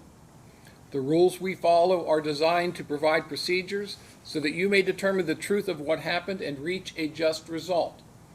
The second job I have is to explain to you the law that applies to this case. We call that the jury charge or jury instructions, and I will give those to you at the close of the case. Now, as far as timing, we started this morning at 8:30. We always take a mid-morning break. We will break at approximately 12:30, and you will have a full hour for lunch, and we'll talk about that more just before the lunch break. We'll take a mid-afternoon break, and we'll typically end about 4:30 this afternoon. I like to keep things moving at a pretty decent pace, but the presentation of the witnesses and the evidence will control the docket to some extent. It is important for you to be fair and attentive throughout the trial. As I've said, you are not permitted to discuss this case amongst yourselves or with anyone else. Do not permit anyone to discuss it with you or in your presence. Do not form or express any opinions on the case until such time as it is submitted to you for deliberation. You will receive the opening statements, the presentation of the evidence, the final arguments, and the instructions of law in that order. It would be unfair to discuss the case amongst yourselves or begin to form opinions about the case before you receive everything necessary for an informed decision. When the trial is over, you will be released from this instruction, and at that time you are free to discuss the case and your experience as a juror, but you're not required to do so. Until that moment, control your natural desire to discuss the case. Do not talk with the attorneys, parties, or witnesses during the trial. Likewise, the participants in the trial must not talk with you. If anyone should attempt to discuss the case with you, report the incident to Justin or to Pam immediately. We impose this restriction to protect the integrity of the system. If you were seen talking to one of the attorneys or witnesses, even about a matter unrelated to the trial, an observer may assume you were discussing the case, and the appearance of a fair trial would be compromised. Now, many of you may be familiar with or users of social networking sites such as Facebook, Snapchat, Instagram, or Twitter. During the course of the trial, you are not permitted to post any aspect of this case on any social networking site or on the internet. You can still scroll on Facebook, but you can't post anything about the case. Likewise, you are not permitted to do any investigation or attempt to obtain any additional information from any searches on the internet or from any other source outside of this courtroom. It is highly improper for anyone to attempt to do so. Any violation of these orders may require a new trial that would be expensive and time-consuming for the parties involved, and it may require a finding of contempt or possible criminal prosecution. Now, I will try to remind you of these instructions prior to each recess. However, if I overlook to give them to you, they do apply to your conduct throughout the trial. If during the trial you have a personal issue that arises, get the information to Justin or Pam, and they will inform me. Each of you has been given a notebook. You are permitted to take notes. Those notes must remain here at the courthouse. Those are for your eyes only. You will also be permitted to ask questions of witnesses. So each of you have been given a stack of index cards. The way it will work is at the conclusion of each witness, each of you, if you have a question, you must reduce the question to writing. Do not put your name or juror number on the card, just your question. Everyone must turn in a card. So even if you don't have any questions, you still hand Justin a card and put none or no questions. The questions will be collected by Justin, and then the court and the attorneys will review the questions over here at a sidebar conference, and then the court will decide which of the questions are proper to be asked of the witness. I will read the question, the witness will answer the question, and the attorneys may ask follow-up questions to your questions. You're also not permitted to display or discuss any proposed question with other members of the jury. Now, sometimes you may have noticed it's in my nature to inject some humor or levity into the case where appropriate. I do not do this to make light of the solemnity of these proceedings, nor to demean the importance of this case in any way, but I do believe it helps put people at ease in an unknown and sometimes uncomfortable situation. Ms. Tranter, you have this podium. Thank you, Your Honor. All right, opening statements, here we go. Morning again, ladies and gentlemen. This case is about protecting the integrity of our elections, the very foundation of our democracy. Pickles, in Ohio, not politics, please.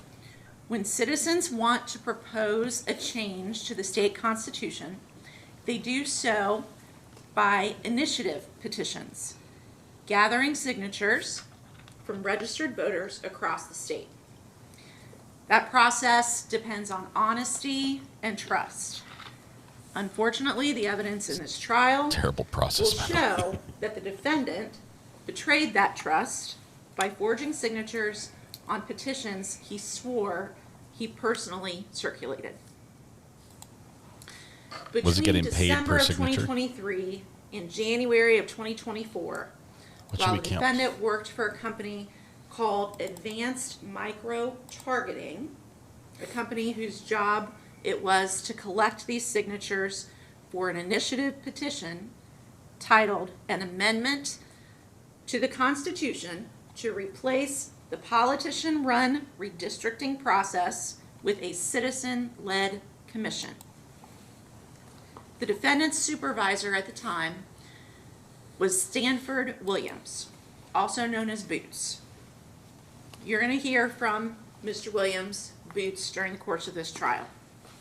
And he's going to tell you that he would assign locations to his workers to collect these signatures on these initiative petitions, and he would drive most of them to their spots, stay in contact with them throughout the day, and pick them up after the workday concluded to return to the office.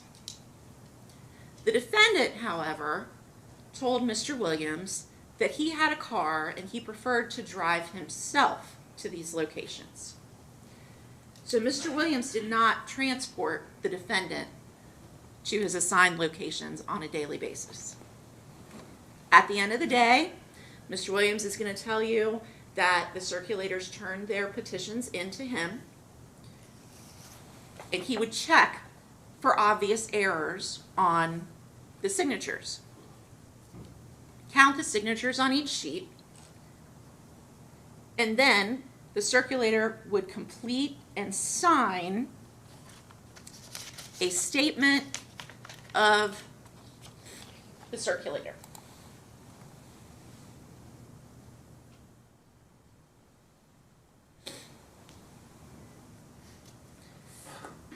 That statement you will see on the multiple petitions that the defendant turned in throughout this trial. That statement requires the circulator, under penalty of election fraud, to swear that every signature was obtained personally, in their presence, and that each signer was a registered voter who signed willingly.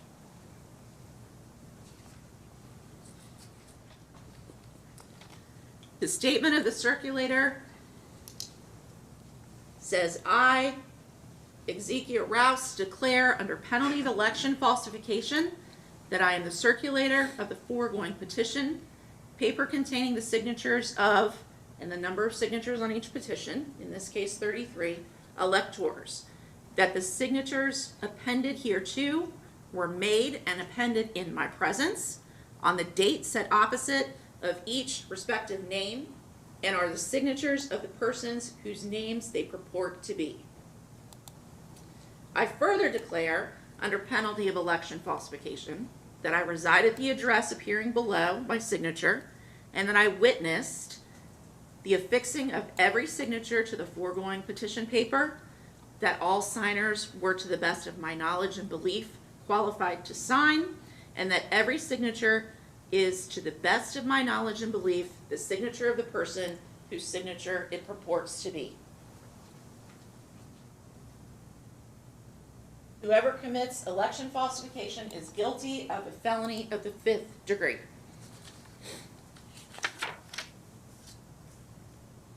The defendant signed those statements on the petitions that you will see, but the evidence will prove that the sworn statements were false. After the petitions were collected by Mr. Williams and by advanced micro-targeting headquarters, they would then be submitted to the Ohio Secretary of State. At that point, they are sent to the appropriate counties where the signatures were obtained, obviously in this case, Warren County, for verification. Here in Warren County, Brian Sleeth is the director of the Board of Elections.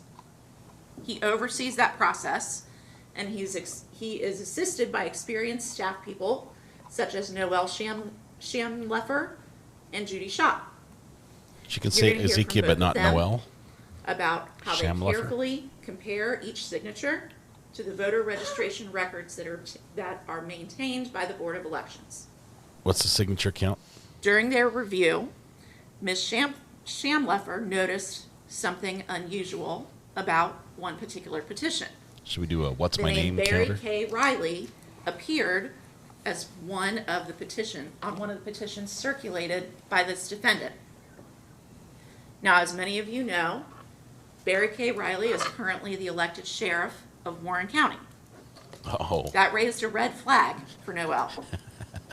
She alerted Director Sleeth to this, who personally reviewed the signature and then called Sheriff Riley directly.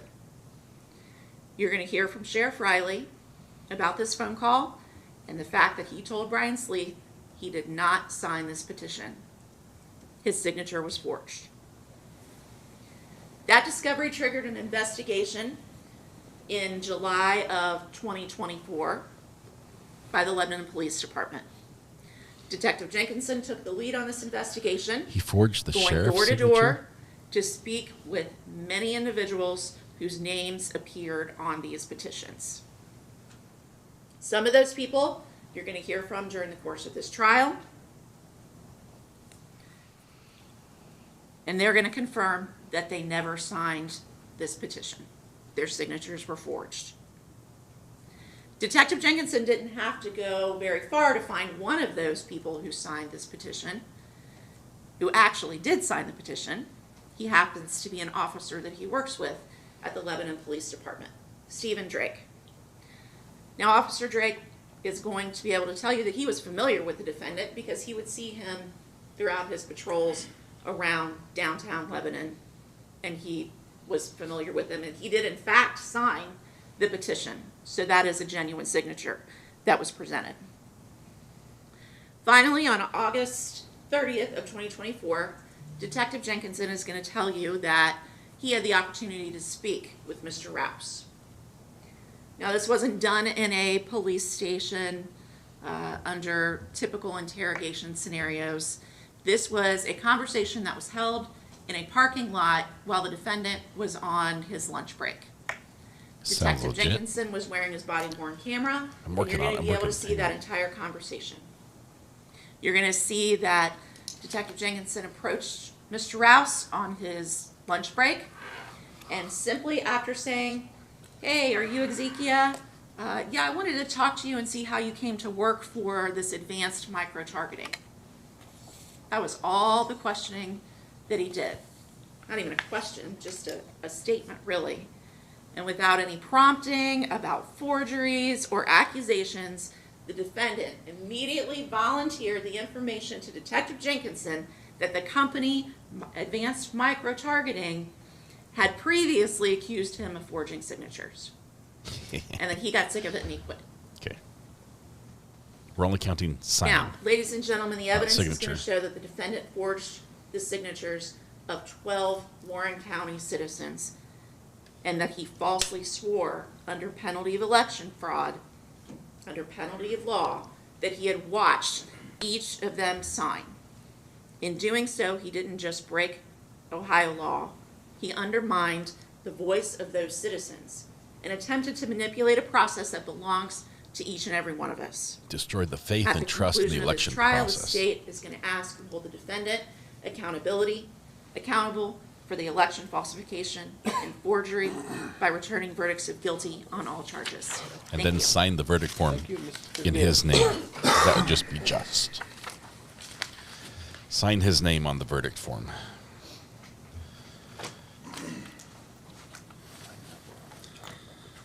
Defense? It wasn't me. Gentlemen, It wasn't me. today is the reason we're here. This case is about a man who showed up to work, followed his training, and now is being told to pay the price for a company's misdeeds. The company trained Prosecution him is wrong. going to ask you to believe a story that frankly just doesn't make sense, okay? They'll ask you to believe that Mr. Rouse decided Getting louder, ready? to risk his liberty and his future to forge signatures on a petition. But what they won't be able to show you is why.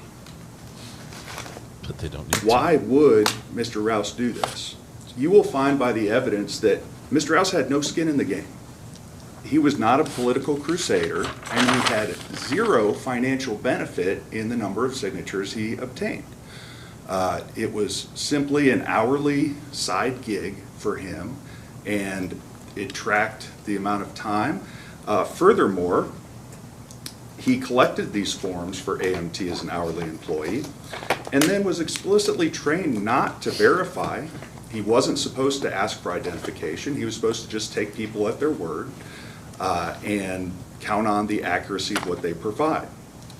Further, once he got those documents signed, he turned them over to his supervisors, who would do their own verification check, and then they claimed to even have further of scanning and sending to Texas for review. So they kind of had we take care of that side of things, but hey, you're our boots on the ground, you're out there getting the signatures. And he acted in good faith. The prosecutor mentioned about the vehicle. What she didn't mention, and you'll hear from Mr. Rouse himself, is many of the circulators don't have cars. This is not a high-paid, high-profile position. He would oftentimes take his car because he was oftentimes giving rides to other circulators. Also, he never circulated alone, as that was a policy. They always had groups. Excuse me. Bless you. Mr. Rouse will take the stand. He will tell you he didn't know of any forms being inaccurate. He certainly didn't forge them. He was a man doing a side gig to earn a few bucks and following the training that he was provided. He was doing a side gig. At the end of the trial, you will see that there's no witness to a forgery. There's no one claiming to have seen something or directly witnessed anything. There's no evidence of a motive and no proof of intent that Mr. Rouse. Again, back to the question of why.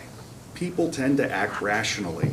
There tends to be an incentive for things they do, especially if they're going to do something that risks criminal prosecution. And in this case, that is simply not what we have here with Mr. Rouse. That is why we ask you to hold the state to their high burden of proving these charges, each element of which beyond a reasonable doubt. And failing that, we feel confident that this jury will return a verdict of not guilty. Thank you.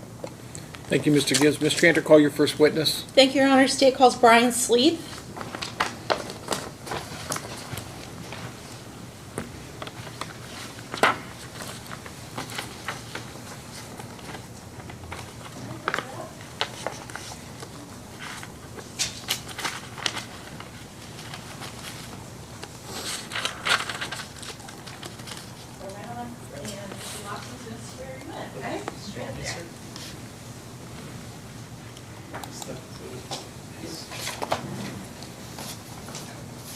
Good morning, sir. Good morning. You raise your right hand.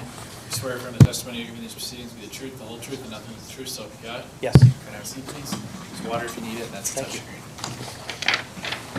Water and touchscreen. What more could you want in life? All right. If you could, sir, please give us the name and spelling of your name. Brian Sleeth, BrianSleeth. All right. And Mr. Sleeth, how are you employed? I'm the director of the Board of Elections. Okay. And where is the Board of Elections located? Downstairs, 520 Justice Drive in Lebanon. Okay. And that's in Warren County? Yes. State of Ohio? Yes. All right. And you, just to be clear, you are the director for the Warren County Board of Elections, That's correct. All right. And how long have you held that position? I've been here 18 years and director for about 14 of it. Okay. And what did you do prior to being named the director? I was just a general clerk and worked in the warehouse. Okay. And can you give our jurors some information? What is the Board of Elections? What are the responsibilities of the Board of Elections? Yeah, we manage day-to-day operations of general registration cards. We get registration cards in the mail from voters. We get it from the BMV. We get about 300 to 400 registrations a week. We also get confirmation notices where we confirm that the voters live at their residence. We do a lot of what's called list maintenance. We reach out to voters if they had a change of address with the post office, forgot to tell us. We reach out to them as well. So we do a lot to do with voter registration. We also handle local liquor options and campaign finance and candidate filings. Hang on. We handle a lot of petition activity in our office. So this is not a job that is specific to around election time. This is a Handle year-long liquor as well? process, correct? Elections and It's all liquor? year. All right. And specifically, what are your duties as the director? Just managing the day-to-day operations of our office, overseeing staff of 10 employees and managing that. Okay, so you have 10 employees under you? Yes. Okay. And what do those employees do? What are their job responsibilities? Everybody except our warehouse manager handles voter registrations. So when they come in, again, when they come in on the internet, offline through our computer or the paper registrations, each staff handles them. They're sorted out by letters, so people of the person's last name, it then gets divvied out to our employees to process those registrations or updates, cancellations, and things like that. Okay. And how is it that they process them?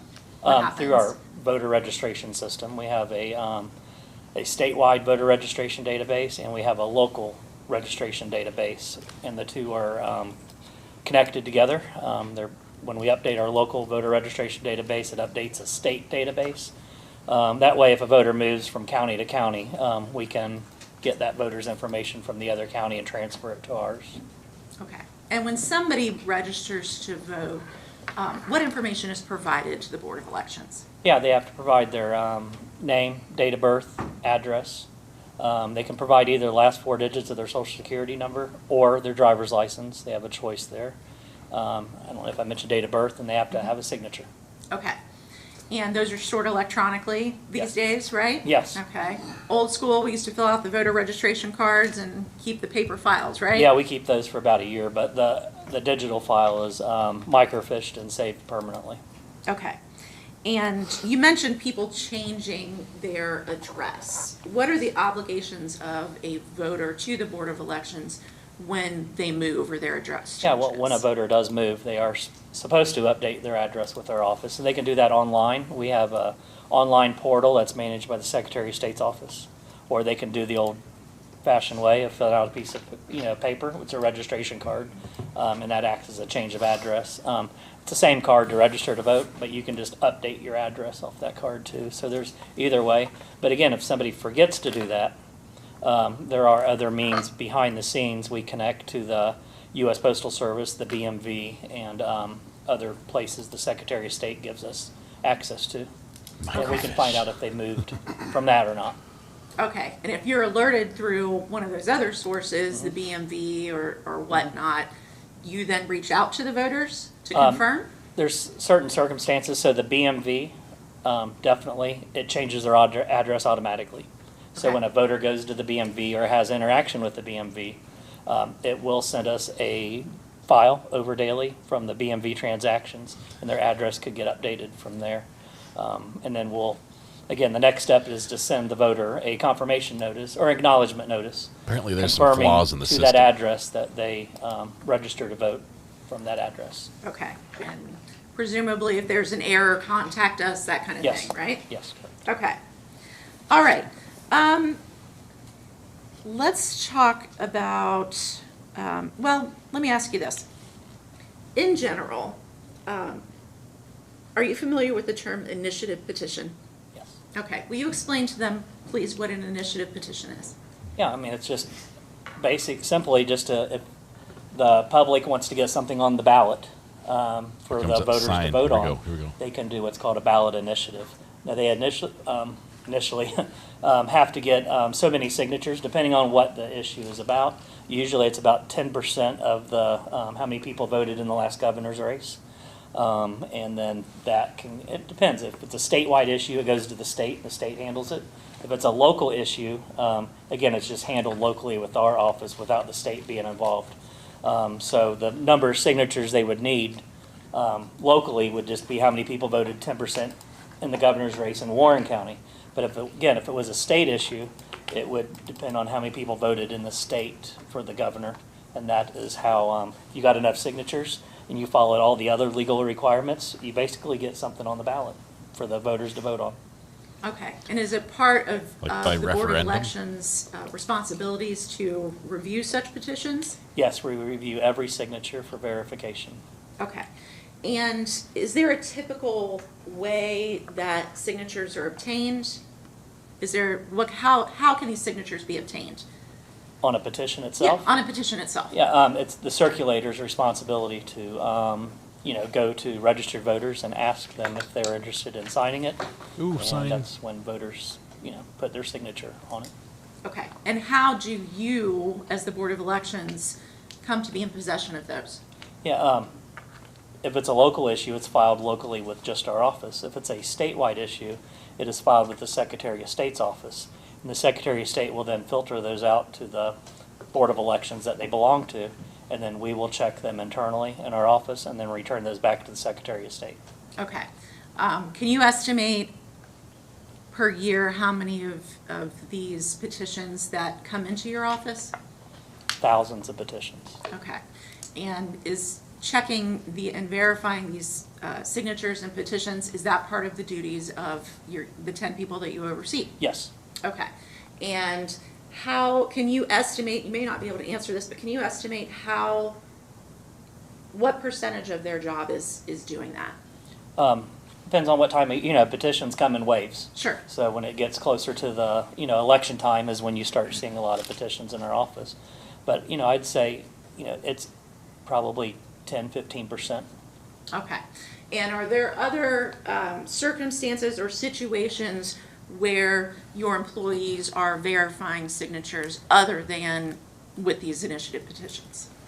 No, it's normally just the petitions? the petitions. And again, we're checking them off the signatures that we have on file in our office from various documents. Okay. And can you give some examples of what documents you would have on file that would contain someone's signature? Sure, yes. So the most recent, in our voter registration system, it appears on all of our employee screens, the most recent signature of the voter. If that's a match, we say it's a match in the petition and go on to the next signature. They're But if it's manually not a checked. match, there are many other documents that we can look at. And we have them all scanned. Each voter has all their images scanned to their voter record. So again, we have all the signatures, scanned images of voter registration cards. We have provisional envelopes if they would vote provisional. Absentee voting, if they vote in our office absentee, we have their I signature. think this to compare job's going to be taken over by and AI. if they are, voting by mail, we also have that envelope.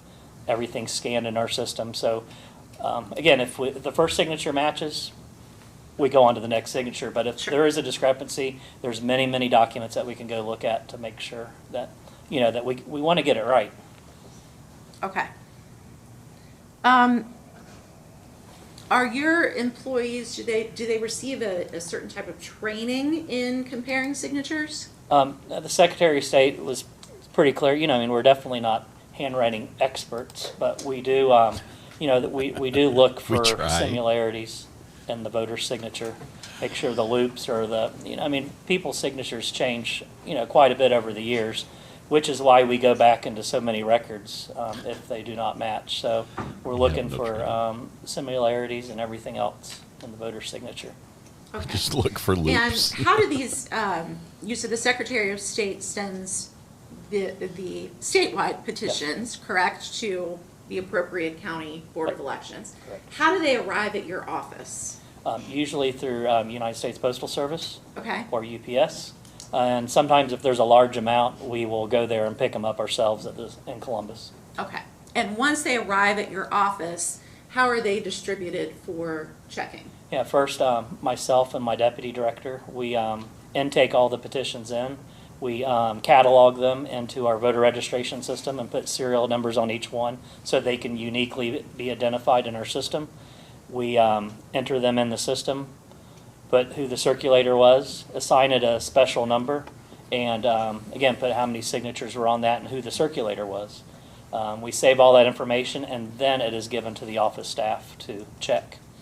Okay.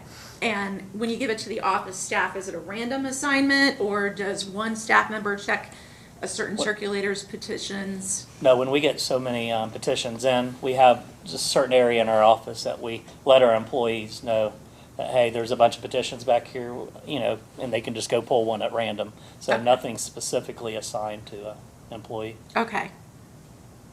Kind of a first come, first served basis, Yes. right? Okay. So, when one of your staff members is checking a petition, It's a little county thing does that have to be verified by you on a referendum or. after they finish, or how does that work? We don't necessarily verify the signatures again, Mhm. but this after the staff is done checking the petitions, they do come back to my deputy director and myself, and we do the finalization. We, make sure the right numbers are listed on there. So if the employee said, I checked 5 signatures, I had 2 bad, we make sure that's reflected on the document as well, and just make sure everything is matches in our system. How many are thrown out? And do you ever have a situation where an employee has alerted you that they think something is wrong with the petition, or a signature is bad, like come to you directly about something? Yes, occasionally that they will come to us if they see any irregularity. Okay, and what happens when that occurs? We'll look into it, and we'll sit down. It's never a single person making a decision on a petition. It's, usually it's bipartisan, Democrat and Republican, just to make sure it's fair, to make sure there's no, partisanship on a certain ballot or any favoritism. So we will both look at it together and come up with a unanimous decision, if a signature's valid, not valid, and stuff like that. But again, we usually go by what the employees say, unless there's one specifically brought to our attention. Okay. All right. We're going to turn to the case at hand. And we're here for Mr. Rouse, and you had occasion to kind of become involved in the investigation surrounding some of the petitions he submitted, correct? Correct. All right.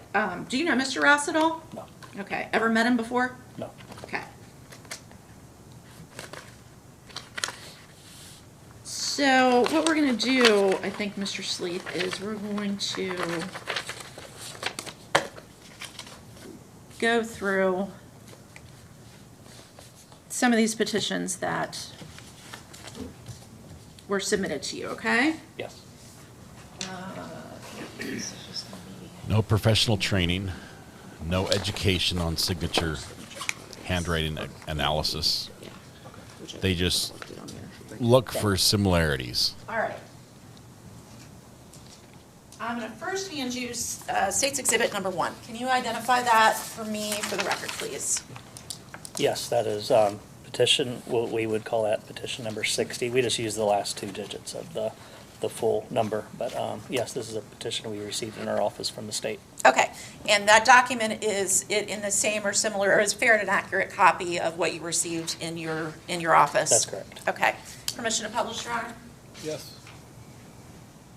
I'm gonna put this up here, and as we go through it, it should appear on your screen there, which Maybe the judge can show you'll us be as able well. to mark on as we go along. Your screen's like a touch screen. So, okay, so State's Exhibit number 1, you said is the initiative, one of the initiative petitions that was turned in by defendant, correct? Correct. All right.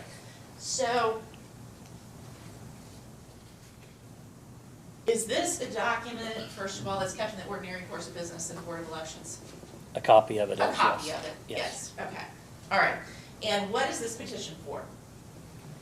I've been a while since I read this one. I believe it is, give me just a second. I don't know. I don't know. This was to do with the redistricting. Okay, and that's under, contained under the title, correct? Yeah. All right. And all this information that occurred that is up on the top, can we go through that and explain what everything is? When this petition is turned into you, are all these markings on it when you guys get it from the Secretary of State or not? Not all of them. Okay, so let's go through this. What does this look like when it is received by your office? You want me to circle that on here? Yeah. Okay. So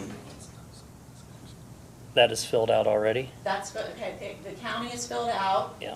How about the number? This is filled out, and I have to assume that is by this circulation company, if there is one, or the circulator themselves. This next number here is assigned by the Ohio Secretary of State's office. Okay. This is for their internal tracking. For the record, that's a 434996 number? Yeah. Okay. Yes. And what does that number indicate? Do you know? No, I do not. You don't, that's assigned by the Secretary Yes. of State? Do we Okay. assign? All Do we right, count that? and then down there, we've got a Assigned? petition number. Yeah, this section right here, even though you probably can't tell, that is a label, and that is something that our office provides on there. And the first digits, the 240701, is assigned by our voter registration system, and it's just the next number in sequence. The 24, I believe, stands for the year. And then the 60 is which petition this is, so that means that this is petition number 60 so far. I don't remember how many petitions we got for this particular one, but it would have started at number 1. It's a good number to That start is filled out by, again, my deputy director and myself. The rest of this is filled out by the employee checking it. We have them initial it after they're done checking it, which you can see the employee's initials there, the NAS. And they will fill out how many were valid, invalid, and the total number of signatures that were on that petition.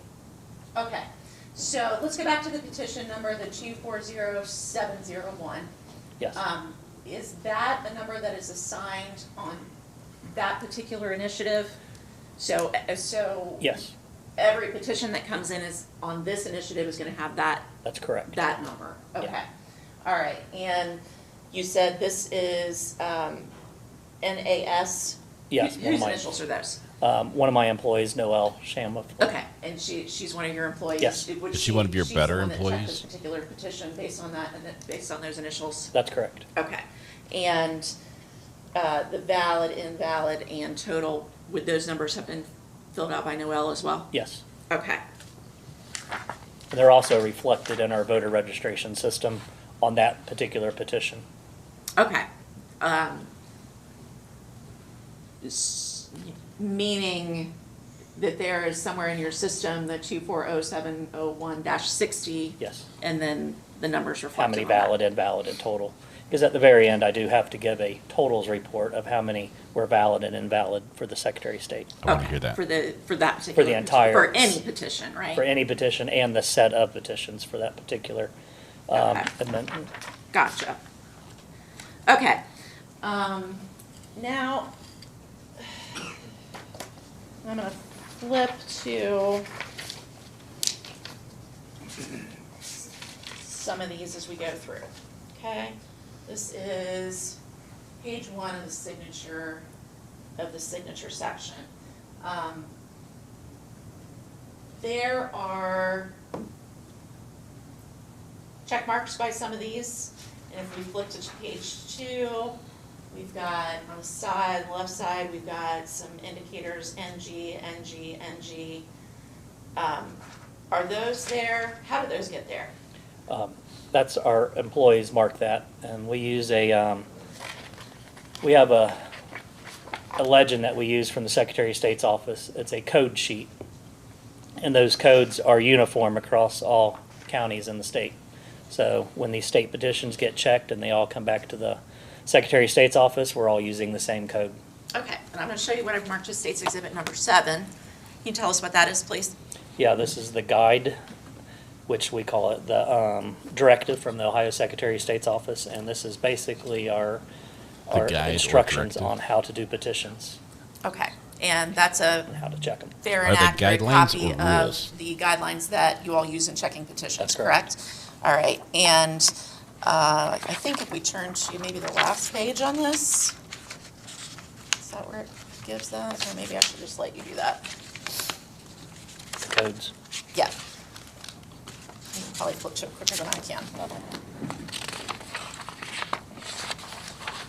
So these indicators, these aren't something that Noelle just uses of her own volition. They're correct. They are supplied by the Secretary of State, correct? Yes. All right. And as you're looking through State's Exhibit number 7, what does a check mark mean when it appears next to a signature? It means that we thought it was a match. And okay. And then how about an NG? What does that mean? Not genuine. So the signature does not appear to be genuine compared to the signature on file. Okay. And the code sheet is on page 21 of the chapter 13 state petitions. Page 21. Yes. And I think as we flip through some of these petitions, there's going to be other ones that say have a code that says NRA. Yes, not registered at that address. Not registered at that address. Yes. Okay. So when your employees are checking signatures, are they not only checking signatures, but they're checking addresses as well? Yes, that's correct. Okay. And how do they check addresses?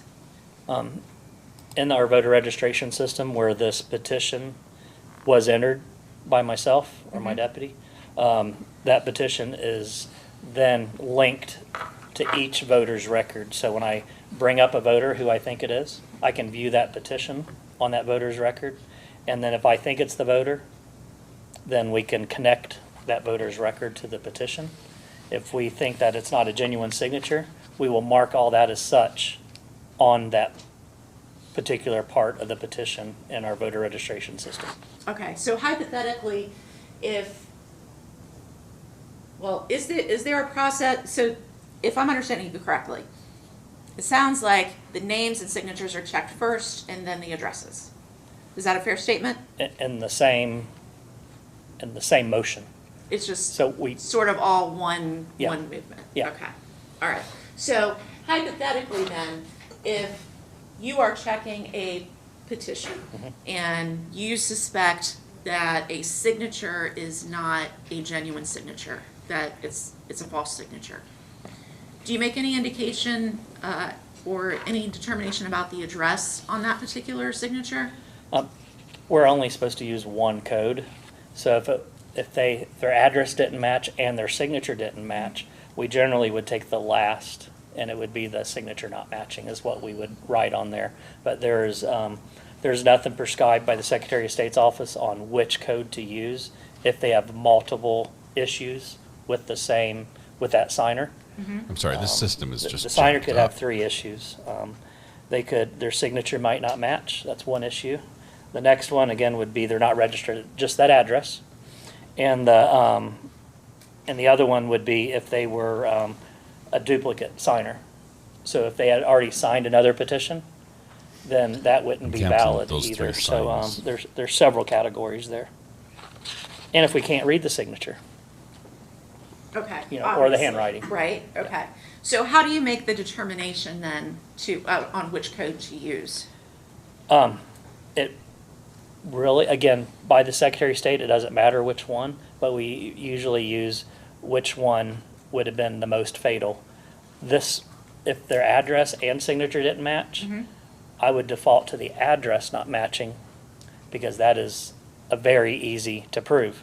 When it's a signature not matching, that's, again, not as common.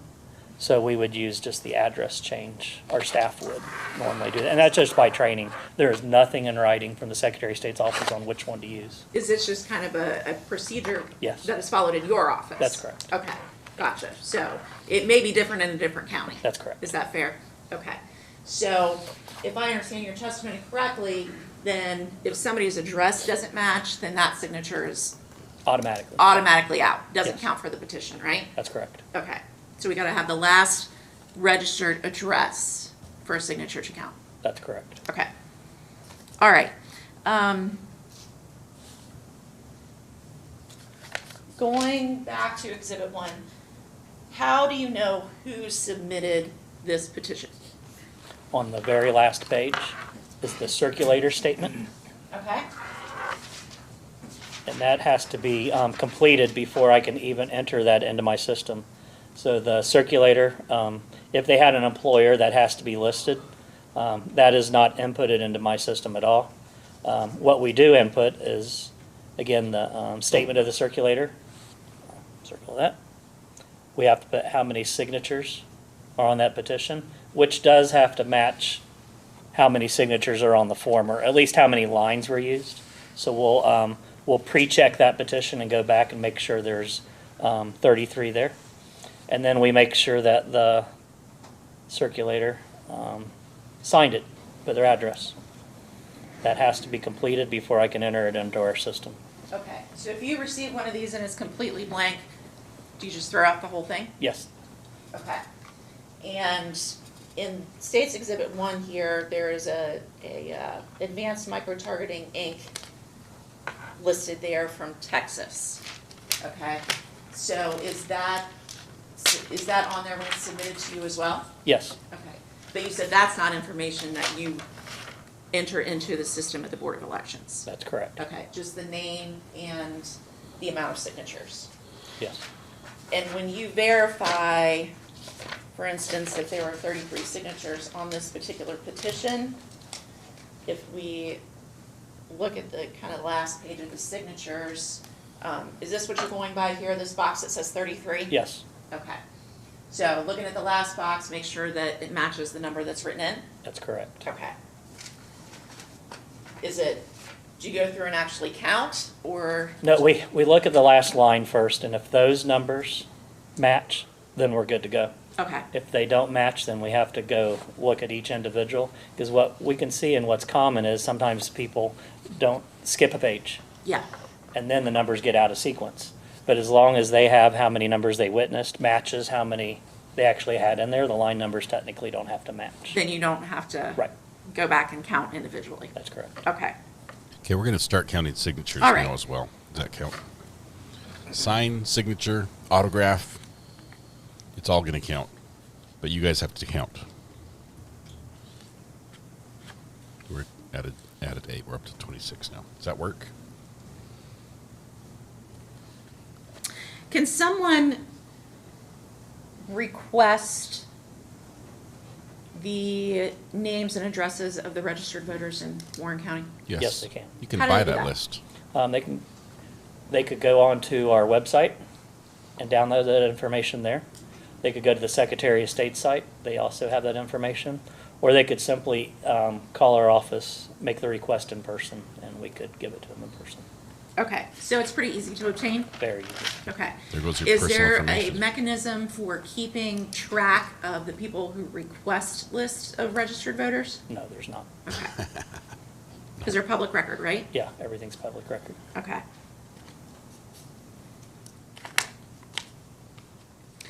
Okay.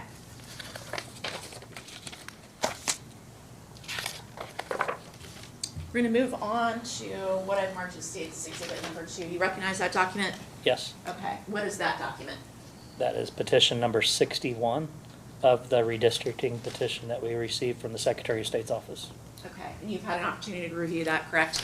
And is that a fair enough, accurate copy of what was submitted to your office? Yes, Okay. Kept in the ordinary course of business through the Board of Elections? that's correct. All right. And how many signatures does State's Exhibit number 2 contain? It says 35 signatures, 30. 16 valid and 19 invalid. Okay. And who checked this particular petition? JS, which would be my employee Judy Shope. Okay.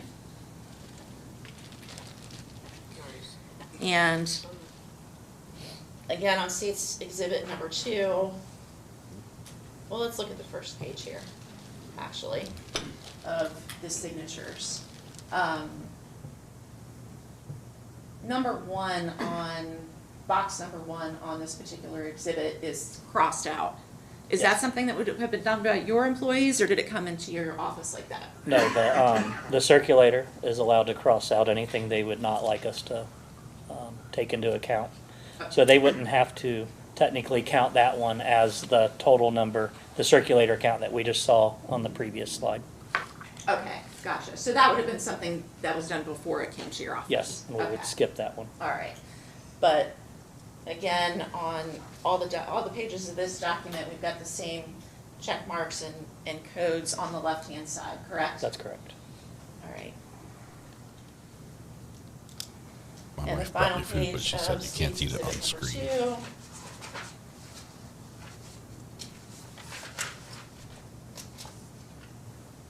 We have the statement of the circulator. Yes. All right, and that was affixed to the document when it came into your office, correct? Yeah, it looks that way. Okay. And indicating 35 numbers of signatures, Yes, same number that's on the total on the front, correct? that's correct.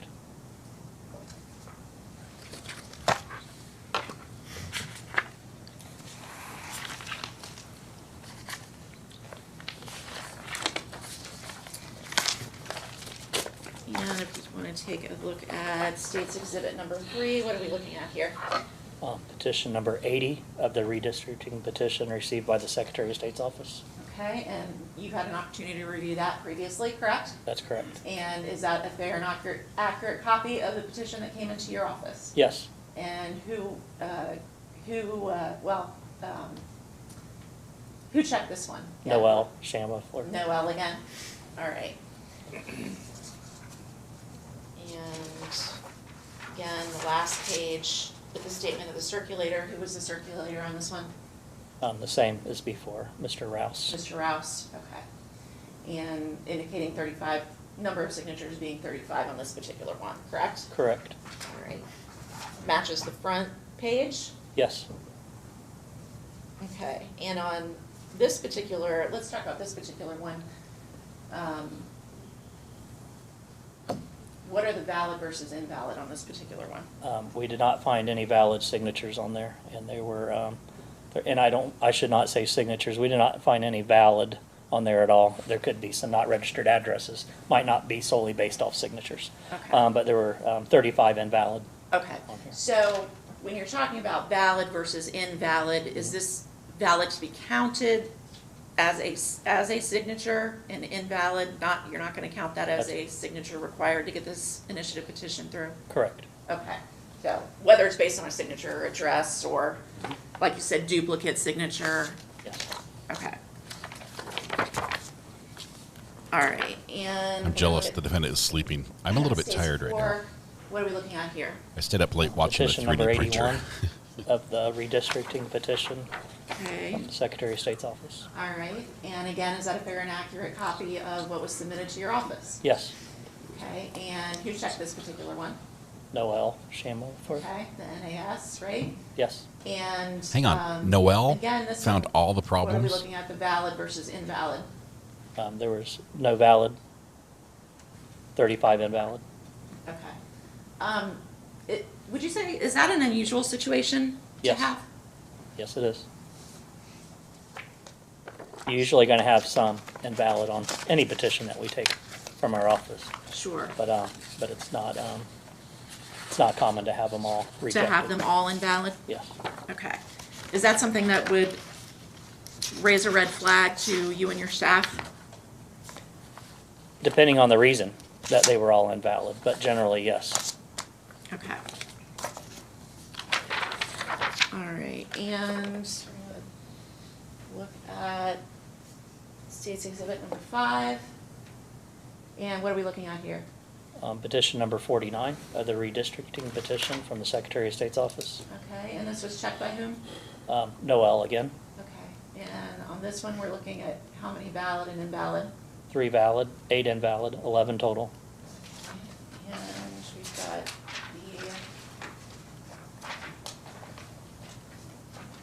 on the last page, we've got a statement of a circulator on this one, and who submitted this petition? Mr. Rouse. Okay.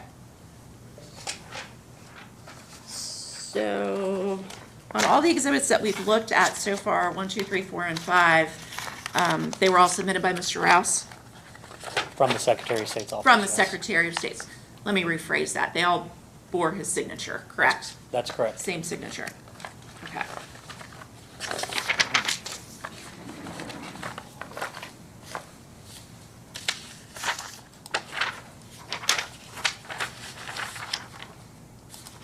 Okay. So, at some point,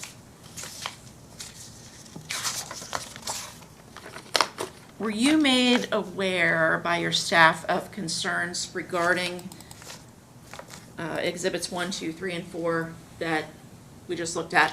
Yes. Okay, tell us how that became, how that came I about. believe it was the first petition that you had on there, Okay. that you showed me. There was quite State's a... Exhibit number 1? Yes. Okay, we're gonna put that back up there. What about State's Exhibit number 1?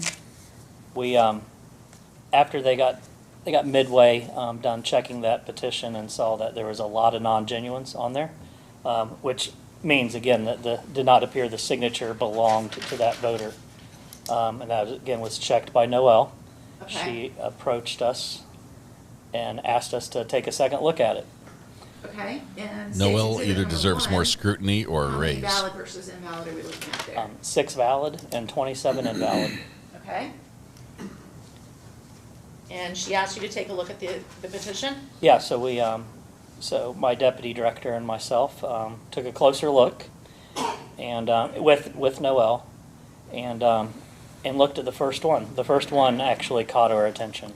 Barry Riley, which is our Warren County Sheriff, or he was the deputy sheriff at the time. He was the deputy sheriff at that Yes. time, right? Okay.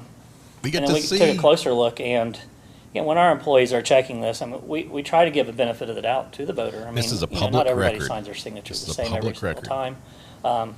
So again, we try to do a benefit unless it's really does not match. So we went back and looked and determined that myself and my deputy director said, well, that really doesn't look like his signature. Maybe the first B to his, to a document he had on his voter registration card, but definitely not the rest.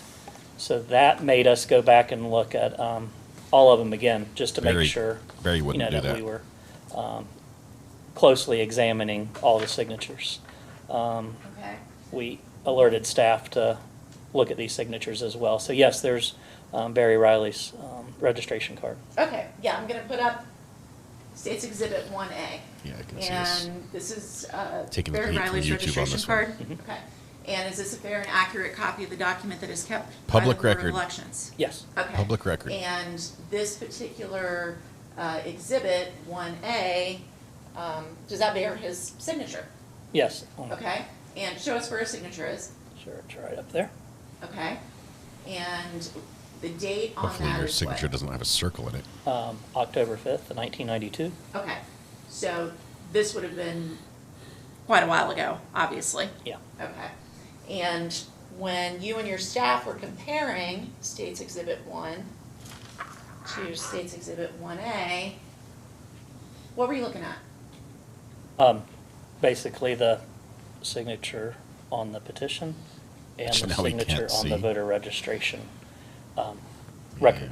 Okay, And and what was your opinion about the two? I could see at first where our employee thought, maybe the B, because again, it's an older registration card. But Hang on, did then the Noel rest, we first could think this was a match? Clearly see the R and the K. Looked like it was even written, slanted in a different direction. So we determined, actually we think that it is not a genuine signature, and agreed with the employee on the rest of the not genuine signatures as well. She passed the first one as a match? Okay. Noelle. That's terrible. Do you know Barry Riley? Yes, I do. Okay. Based on the information that your employee was giving you and based on the information that you have obtained yourself in comparing these, The handwriting what is if the any same. action did you take? We alerted all of our employees to separate these petitions by circulator. We wanted to, sit back and get all these petitions checked and see where everything was, to see how many, if there was any type of pattern. And again, if there is some type of pattern, we present it to our board. We have 4 board members that oversee our office, not day to day, but they oversee our office. And we presented this evidence to them. Okay. And did you take any steps personally, other than just looking at the signature card, to verify or not verify this particular signature of Barry Riley? Yes, I reached out to Barry. Okay. And what information did you receive? I just told him that, we had a petition that we thought was a little suspicious. And, again, this was one person on there that I knew and could reach out to very easily. And I asked him if he signed this petition, and he said no. All right. Okay. Was he the only one that you personally reached out to? If you recall? There might have been 1 or 2 others, but again, that was, a long time ago. Sure. All right. Okay, we're going to go over a few more documents here, Mr. Sleeth. And I'm going to put State's Exhibit number 1B up there. What are we looking at in 1B? It is a voter registration card of Alan Hicks, signed in 2004. Okay, and is that a fair and accurate copy of the card that's on file with Board of Elections? Yes, it is. Kept in the ordinary course of business? Yes. And State's Exhibit 1C, what are we looking at there? A voter registration card of Craig Schwab, I think, or Schwartz, sorry, signed February 1st, 2012. Okay, and is this a fair and accurate copy of the document that is kept by the Board of Elections? Yes. And kept in the ordinary course of business? Yes. And State's Exhibit 1D, what are we looking at here? A registration card of Joy Friday, signed August 4th, 2009. Okay. And fair and accurate copy of the registration card that's kept in the Yes. ordinary course of business of the Board of Elections? Yes. And 2A, what are we looking at in State's 2A? A registration card of Caitlin Dressler, dated November 16th, 2016. All right, and is that a fair and accurate copy of that registration card? Yes. And kept in the ordinary course of business at the Board of Elections? Yes. State's 2B, what are we looking at in 2B? A registration card of Adam Dressler, not sure how that is, and he did not date that, and it's probably date stamped somewhere off the screen there. Maybe, if it's clear. And Nope, is this a no fair date. and accurate copy of the document that is kept at the Board of Elections? Yes. Okay, kept in the ordinary course of business? Yes. And State's 2C, this one looks a little different. What are we looking at 2C? Yeah, this is actually a copy of our, this is what our screen would look like on the voter registration record of each voter. This one is of Kim Flooding. And again, it's just this is her voter record. So if I entered off the piece of paper that you showed on the previous exhibit, this is what it would look like after I inputted it into the system. All the same information is transferred onto here, and then a precinct number is assigned to her, and there's some other various information on there as well. Is a Hold, fair and please. accurate copy of the information that is kept by the Board of Elections? Yes. Okay, kept in the ordinary course of business? Yes. We might Move on to 3A. start to have problems with this. A registration card of James Ashby. Okay, and is that a fair and accurate copy of the document that is kept by Yes. the Board of Elections? Yes, it is. Okay, and kept in the ordinary course of business? Yes. Okay. You can download all these What documents happens when, for free. from the a county. registered voter Public record. passes away? We don't Sure, know about it. We do receive notice if you pass away in Ohio. We receive notice usually after the death certificate has been issued, which is usually about a week. We will receive that. We get communications weekly from the Department of Health, and we will cancel the voter's record immediately. And we will still mail to that address a card confirming that this person has been deleted out of our records. And that's just to catch the, to let the family know they're deleted, but to make sure we deleted the right person. Occasionally people with the same names. One could get, father, son, we could accidentally, be a clerical error and delete the wrong person. So it's a checks and You have balances to as undead well. somebody. Okay. When a person is deceased, do you wipe all their records from your system, or are those kept? Those are kept. Okay. Their status is changed to Mhm. deceased, and then they would never show up in the reports that people could, get off the Secretary of State's website or our website as well. Somebody could request separately in writing to our office or verbally a request of everybody that's in a deleted status, but that is not normal. Hoping we finish up All with right, these. but their signatures, forms really quickly. Records of their signatures are still maintained. I wanna hear about in case they're Barry. needed for something that may occur in the future, correct? That's correct. Are those ever deleted, or are those No, they're a permanent record. permanent record? Okay. All right, and State's Exhibit 3. More What forms. are you looking at there? Registration card of Melody Ashby. Okay, and that is a fair and accurate copy of that registration card? Yes, it is. Kept in ordinary course of business? Yes. And 3C, what are we looking at here? This is a copy of our voter registration record. Morgan Taylor Michael. Taylor Morgan. Taylor And, Morgan. fair Taylor and Michael accurate Morgan. Copy of the information that is maintained by your office? That Yes. person has three first Kept names. in ordinary course of business? That's correct. And 3D, what are we looking at there? 3D is a voter registration card of Laura Morgan. Okay, and that's a fair and accurate copy of the record that's maintained at the Board of Elections? Yes, it is. Kept in the ordinary course of business? Yes. We're getting all the evidence. Can we not do this in a packet? 4A. Finally, I like that word. 4A. This is a registration card actually sent to us from the Bureau of Motor Vehicles. We know that by those, just right on top of that, but there are numbers. We just crossed it out. Right up there, that 8311, that is a number assigned to that BMV. So that means this record came to me electronically and in a paper form, and we're seeing the paper form here. It's of Scott Rayberg. Okay, and this would be someone that registered to vote at the BMV? That's correct. Well, they were getting their All right, license. and is that a fair copy? Quite common fair in my state. Fair and accurate copy of the information that's maintained by your office? Yes, it is. And kept in the ordinary course of business? Yes. Okay.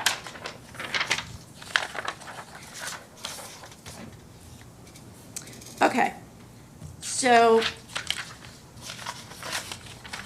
based upon the information that you received from Sheriff Riley, based upon the review of all these signatures by your staff members, what action did you take? We alerted the Ohio Secretary of State's office, and we also alerted our own local board that oversees our office.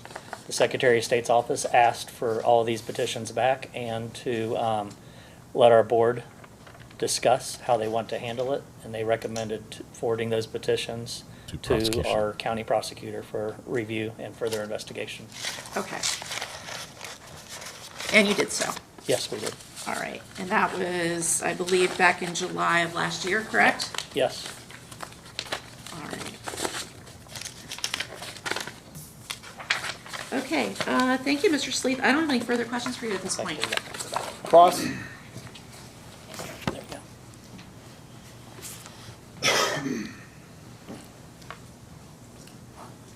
Let's see how well Mr. defense Sleeth. works here. I'm Jonathan Gibbs, counsel for the defendant in this matter.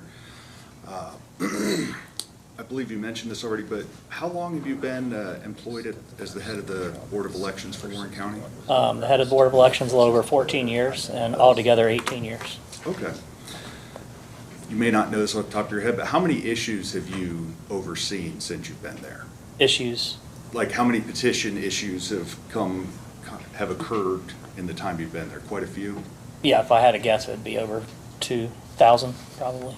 Oh, wow. So, because it's not always issue petitions, there's candidate petitions, which are treated all the same. so it's a pretty nonstop thing for your office you're getting? Yeah, it goes in cycles, but yes, it's usually twice a year. How common are inaccurate signatures or inaccurate information sent into your office in these petitions? It is common on petitions to have some that are not valid for various reasons. Okay. How many criminal prosecutions have you been involved in? For petitions? Yes. None. Okay, so is this the first time you've been involved in this role for involving a petition? That's made it to court, yes. We've had other issues, but they have not been handled locally. They were handled by the state. Okay. You'd mentioned earlier difference between state and local issues, right? Yes. And just so I am for sure on the same page with you, so for a local issue, it just comes directly to your office, is that? Yes, and it would only be, if it made it to the ballot, this would be an issue that only affected Warren County itself. Okay, and then state issues come Secretary of State to your office? Yes, that's correct. And to your knowledge, does the Secretary of State have any verification process for evaluating the signatures before it comes to your office? I know that they do not look at any of the signatures. That is up to the local Board of Elections to do. Okay, so the Secretary of State receives it, they send it to you guys, and then you guys verify? That's correct. Okay. No trust but verify? A lot of talk about checking. Is any of the checking process automated or electronic? No, it's all done by human. So everything's scanned though, correct? That's correct. But then a person But now has that it's their eyes digital, on it. you make it back Yes. to physical for Yeah, that's correct. comparison. Okay. Oh, my goodness. Is every signature checked? Yes. You mentioned earlier some of the circulator companies. Are there a fair number of companies that you're familiar with that perform that service? I mean, we don't keep track of the companies because the company does not have to hire anybody to do this. You could go out on your own and circulate signatures. So we do not keep track of the companies at all. It is, it's not even inputted into my voter registration database when I enter a petition in. It's just, maybe the Secretary of State tracks that, but we do not track that internally.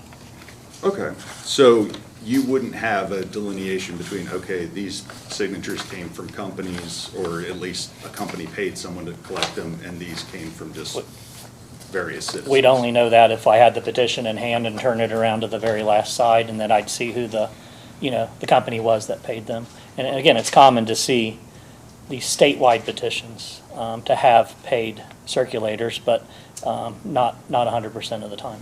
Understand.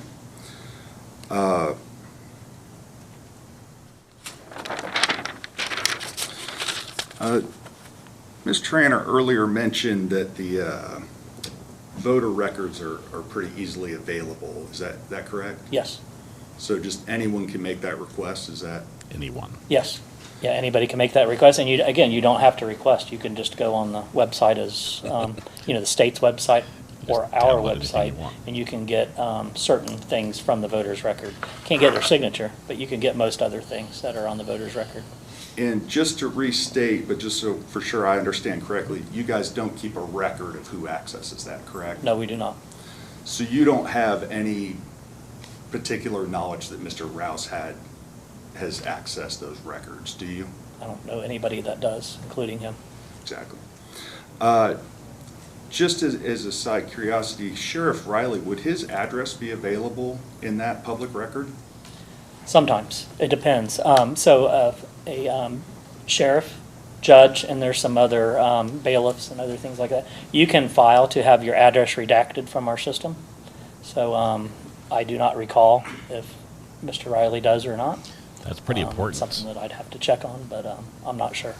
Is that something fairly common with law enforcement? Do you find, do they regularly seek to have it redacted? I probably have about 20% of law enforcement or the people that qualified for that criteria to have their address redacted. Probably about 20%. The whole case might swing on Just that a fact rough right guess. there. Now, earlier you'd mentioned about the petition that prosecutors showed of, one of the examples, none of them were correct, or none of them were valid. Is that right? That was correct, for various reasons. I didn't. Yeah. And you'd mentioned that it's not common for them to all be invalid. Is that right? Yeah, you're always going to have some, but usually not the entire petition, or a majority of the petition. Has that happened before, though? Of the entire petition being invalid? Yes, and we have forwarded that information on to the Secretary of State's office for them to handle an investigation. Do you recall when that was, or? I mean, over the years, no, I do not recall. Okay. It's been quite thorough. You've mentioned a board in your office that reviews these situations. Correct in my understanding of that? Yes, if we present any of this information to our board, then they have the authority to issue this or refer it to the prosecutor's office for additional review or investigation. Okay. Can you tell me a little bit about this board? Who makes up this board? Yeah, we have 4 board members, made up of 2 Democrats, 2 Republicans. They are selected by their local central committee, and then once they are selected, then internally, they elect 1 member, a board chairman, and then that is how I become the director. I have to be the opposite party as the board chair. And the board is every 4 years, so they are in staggering terms, 2 and 2. Staggering terms. And they, again, reappointed or appointed Like every drunk. 4 years. How often would you say that you bring something to this board to review? How often do they review situations? Off the top of my head, maybe once a year. Okay, so not real Probably often. not real often, no. Okay. And am I understanding your testimony correctly that it's up to this board's decision as far as whether or not a situation is going to be forwarded to the prosecutor? That's correct. Okay. And is it my understanding that in tall this case, the board defense attorney. did decide to move forward and provide these petitions to the prosecutor's office? That's Is that correct. But then you were the one to actually reach out, correct?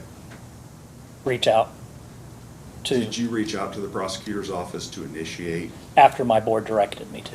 Okay.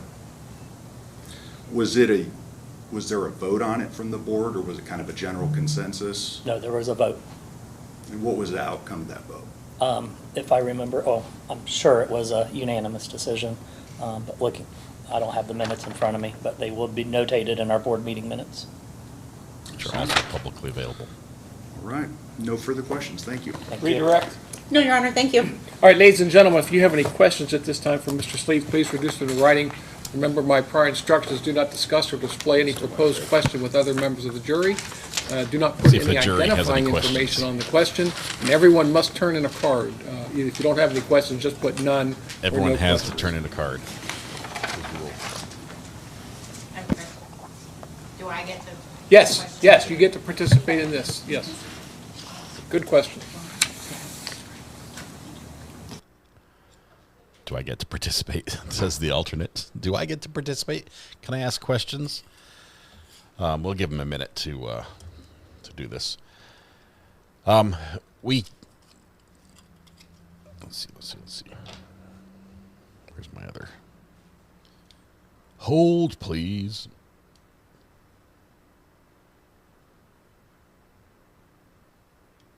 We've got Burnett Circuit Court that's live as well right now.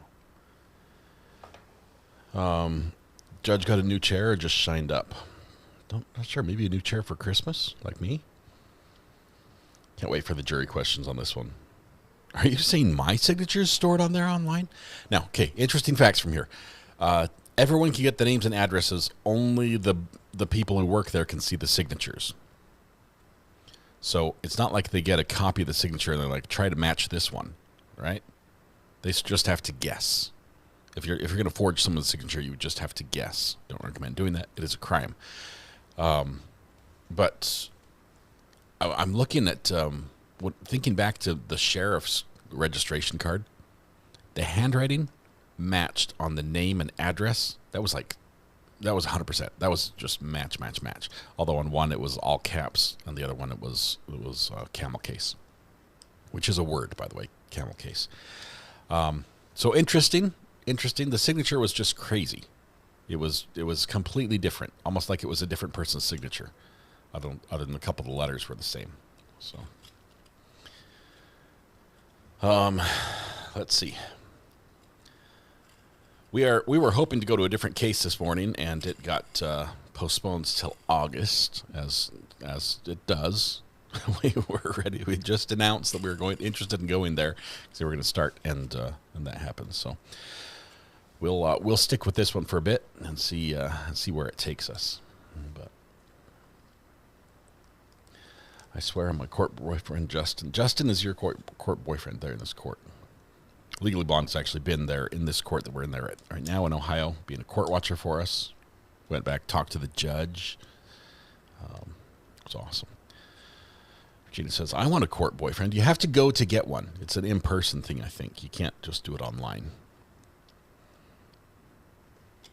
The Sarah one, yes, Blue Stars. We were hoping for Sarah Parker.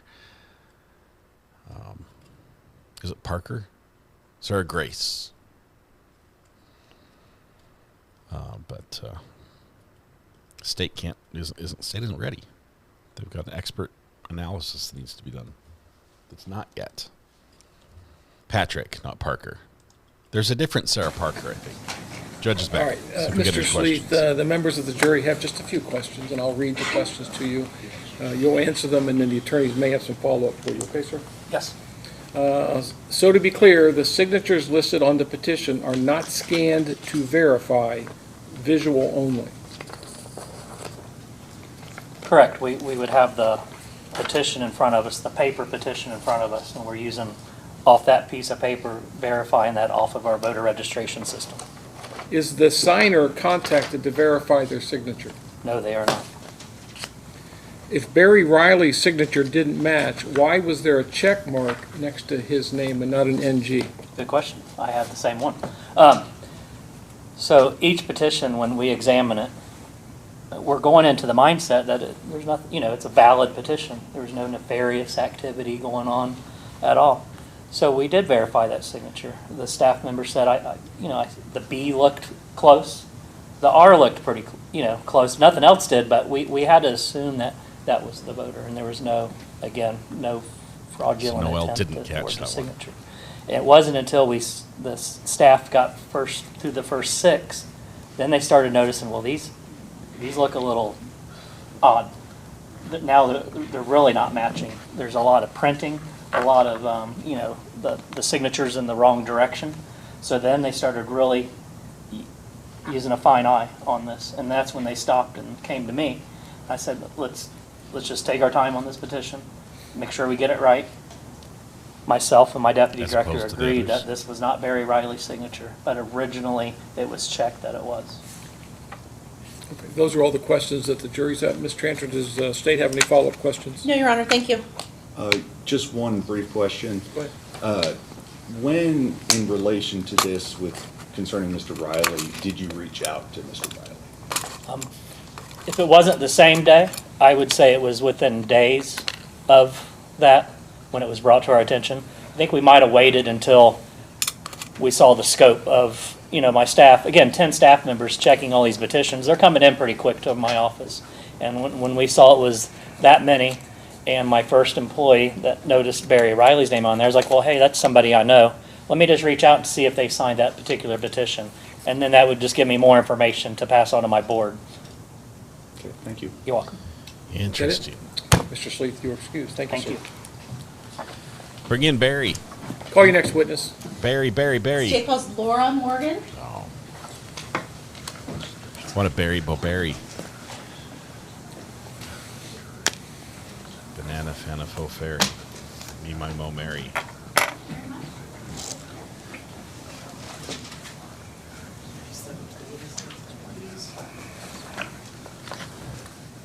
Stay standing, raise your right hand. You swear on the testimony in these proceedings to be the truth, the whole truth, and nothing but the truth, so help you God? I do. Just grab a seat, please. Water, it's there, and that's a touch of Sure. Good morning, Ms. Morgan. Don't get My the name's water on Amy the touch. Tranter. I'm the prosecutor handling the case, okay? Just have a few questions for you this morning. Sure. All right, first we're gonna start off easy and give us your name and the spelling of your name, please. Laura Morgan. Hey, Laura. Lauramorgan. Okay, and if you could keep your voice up nice and loud for me, because you're a little soft-spoken. Okay. Nobody's ever said that about me, so, but you gotta make sure the last juror in the box hears you, okay? Okay. All right, and Miss Morgan, can you tell me where did you live January of '24? 10. Mound Street in, okay. And I am gonna show you, well, let me ask you this. Are you a registered voter? Yes. Okay. And I'm gonna show you and put up on the screen that we've actually already talked about, and this is State's Exhibit number 3B. We've already okay? talked You can look about at that this screen without right in you. front of you, actually. It's a little closer and easier to see, okay? Do you recognize this document? No, comes the answer. No, Watch I this. don't think so. You don't think so? I mean,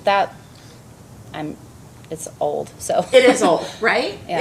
If I told you that this document that we're looking at in 3D is your voter registration card, would you have any reason to dispute that? 3D? No, that's my signature at the bottom. Okay, that has your And name. that's our old address. Okay, the I 6130 gave up Snyder on Crest signatures. is an old address, correct? All right. And this is your signature at the bottom of Yeah, State's that is. Exhibit 3D? Y'all aren't counting them, so. Okay. All right.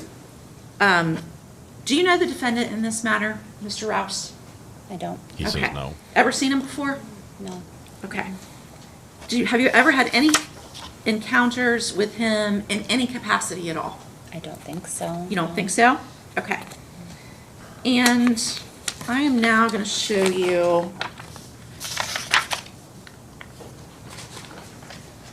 what we've previously marked as State's Exhibit number 3. Okay? Do you recognize that document at all? No. No, Okay. Ever seen that document?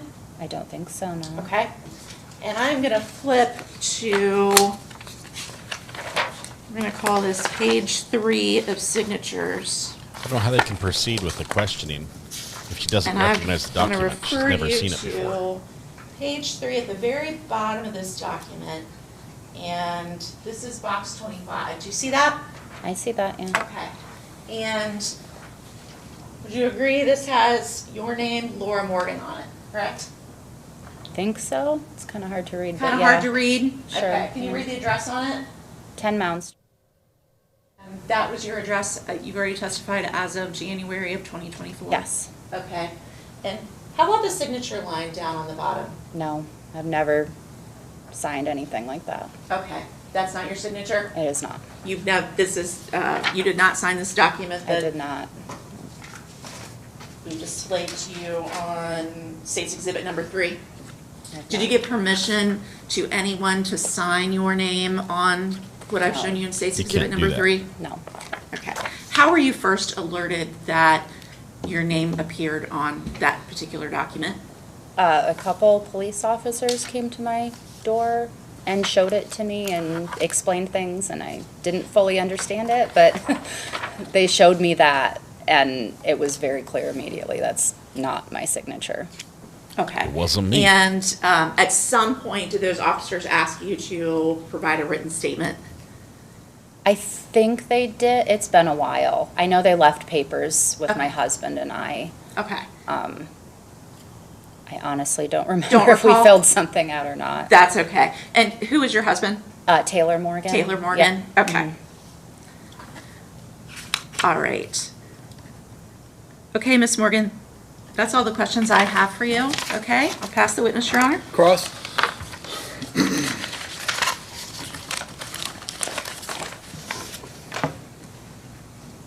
Ms. Morgan. Hi.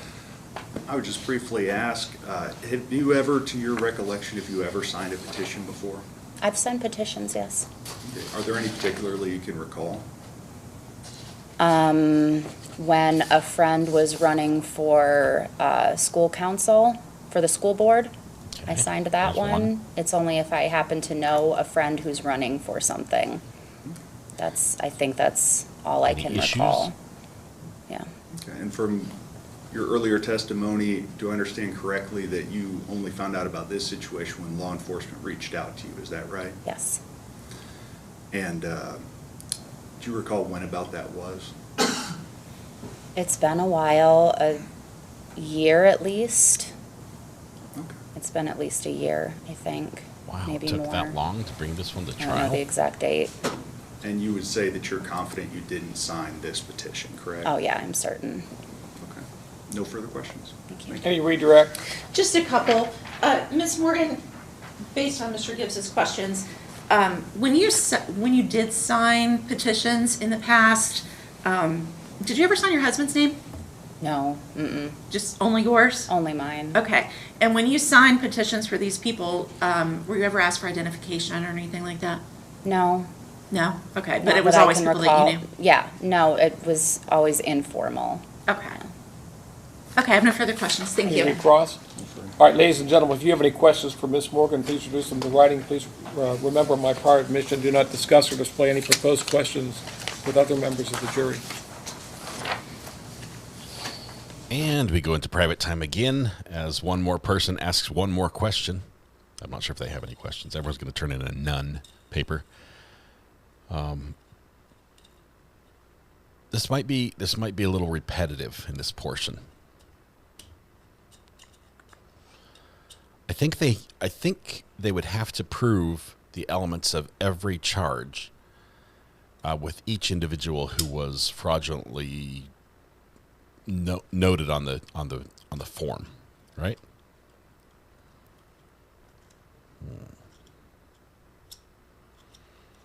I think they'd have to prove it, which means there's still hope that we get to see the sheriff, because he was fraudulently autographed.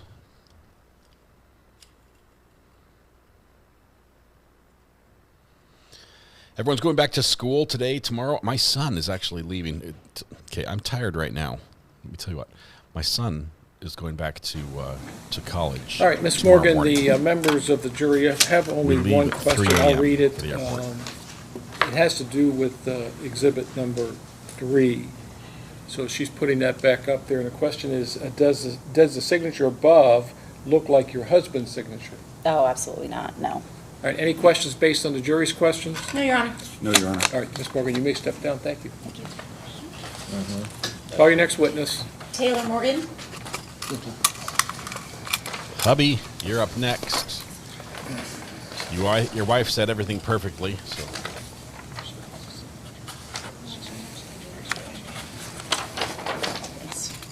He says, how'd it go? She says, I can't talk to you right now. Here comes the hubby. Stay standing, face me, raise your right hand. I swear from the testimony of these proceedings that you share the whole truth, nothing but the truth, so help you God. Yes. Go down, seat, please. If you need water, it's there. Thank you.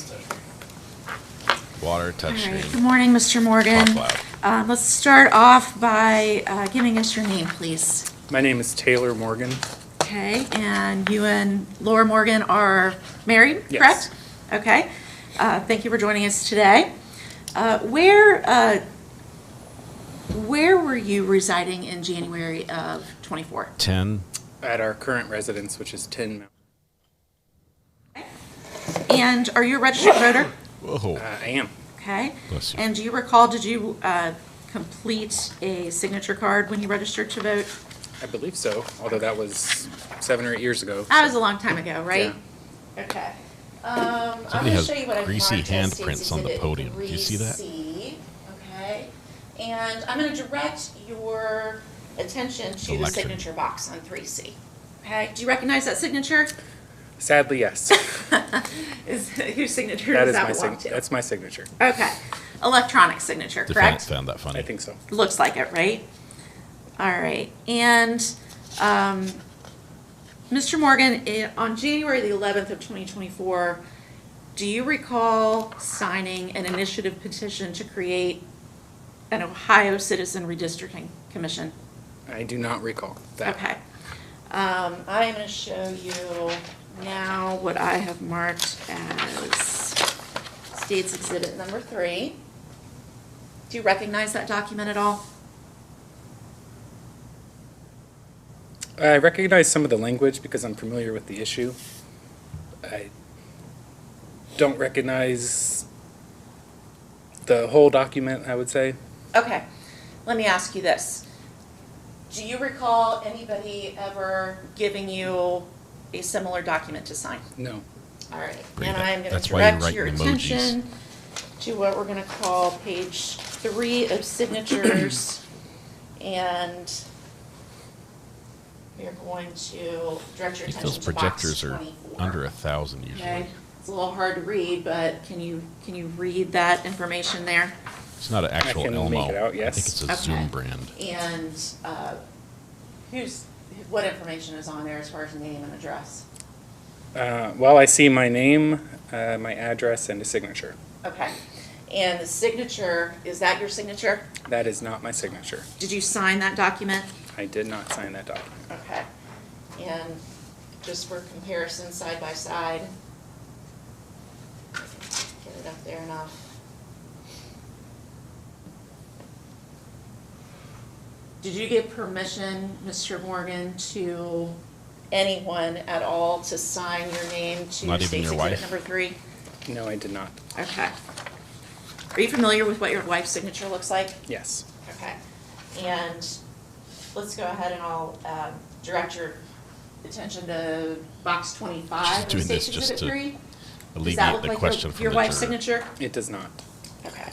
Do you know the defendant in this matter, Mr. Rouse? I do not. Ever seen him before? Ever had any occasion to have any interaction with him at all? No. Okay. He's nodding. Okay, I have no further questions, Your Honor. Thank you. Cross. Not a lot of questions here. Thank Pretty much you. the same ones as your Just wife. briefly, have you ever signed any other petitions that you recall? I do believe I signed petitions in the past, probably not within the last 10 years, though. Okay, so nothing recent. Okay. Not to my recollection. And about this whole situation, how did you find out about this situation? I was not at home when somebody asked my wife, I think it was the sheriff, if she had signed something, if it was her signature. And I think he had left a document for me to review. And so my wife told me when I got home. And was the document a copy of the petition? I honestly don't recall. Okay. It may have been an affidavit or some sort. Maybe a statement of some. Yeah, something like that. No further questions, thank you. Thank you. Any redirect? No, Your Honor. Nope. All right, members of the jury, if you have any questions for Mr. Morgan, please reduce them in writing. Do not discuss or display any proposed question with other members of the jury. Okay. My kids are headed to the post office right now, so they're going to get a package for me. Bree, is that from you? The post office will let them pick it up, even though they're not me, and even though I have not given the post office permission for them to pick up my packages. But every time I go, I bring my kids. So the post office recognizes the kids and releases my package on my mail to them fraudulently, which I don't complain about. It's just one form we're talking about here. It's crazy. Small town post offices, yeah, they're good. Package not for me. Skyline chili will be headed your way. Ooh, love me a good chili. Was it from Reverend Beasy? I don't know who sent the package. I thought it was Bree, but it might have been Beasy. It's from Reverend Beasy. Okay, all right. Awesome. Federal offense, right. It's also a federal offense. Well, federal regulation prohibits passing mail over the counter of the post office. I don't know why. We're literally at the place that handles mail. They get the mail. We're the customer. We receive the mail. They won't give it to you All over right, the counter, but they do. I'm going to wait for Ms. Tranter here. She's going to put that page 3 of Exhibit 3 back up there. Date is 1/11/24. You also do need the agree key that so you that's can what the get date the is, slip that says you on have a the- on your package box waiting. there? So That looks like 1/11/24 to me. The question from the jury, I'm going to read these questions. You'll answer them. The attorneys may have some follow-up for you. Okay. we have All right. questions. Were you home on the date of the petition? I honestly don't know. Okay. The question is, does the person who signs a petition fill out the entire box? Did you fill out anything in that box? No, I didn't fill anything in this paper. Okay. All right. Any questions based on the jury's questions? Look at the U in All right, county Mr. Morgan, thank over you. the judge. Yeah, thank you. It's like Next scrunched. witness, please. Alan Hicks. You and your wife can go to lunch now, so you've already got the day off from work. So just make it a lunch date.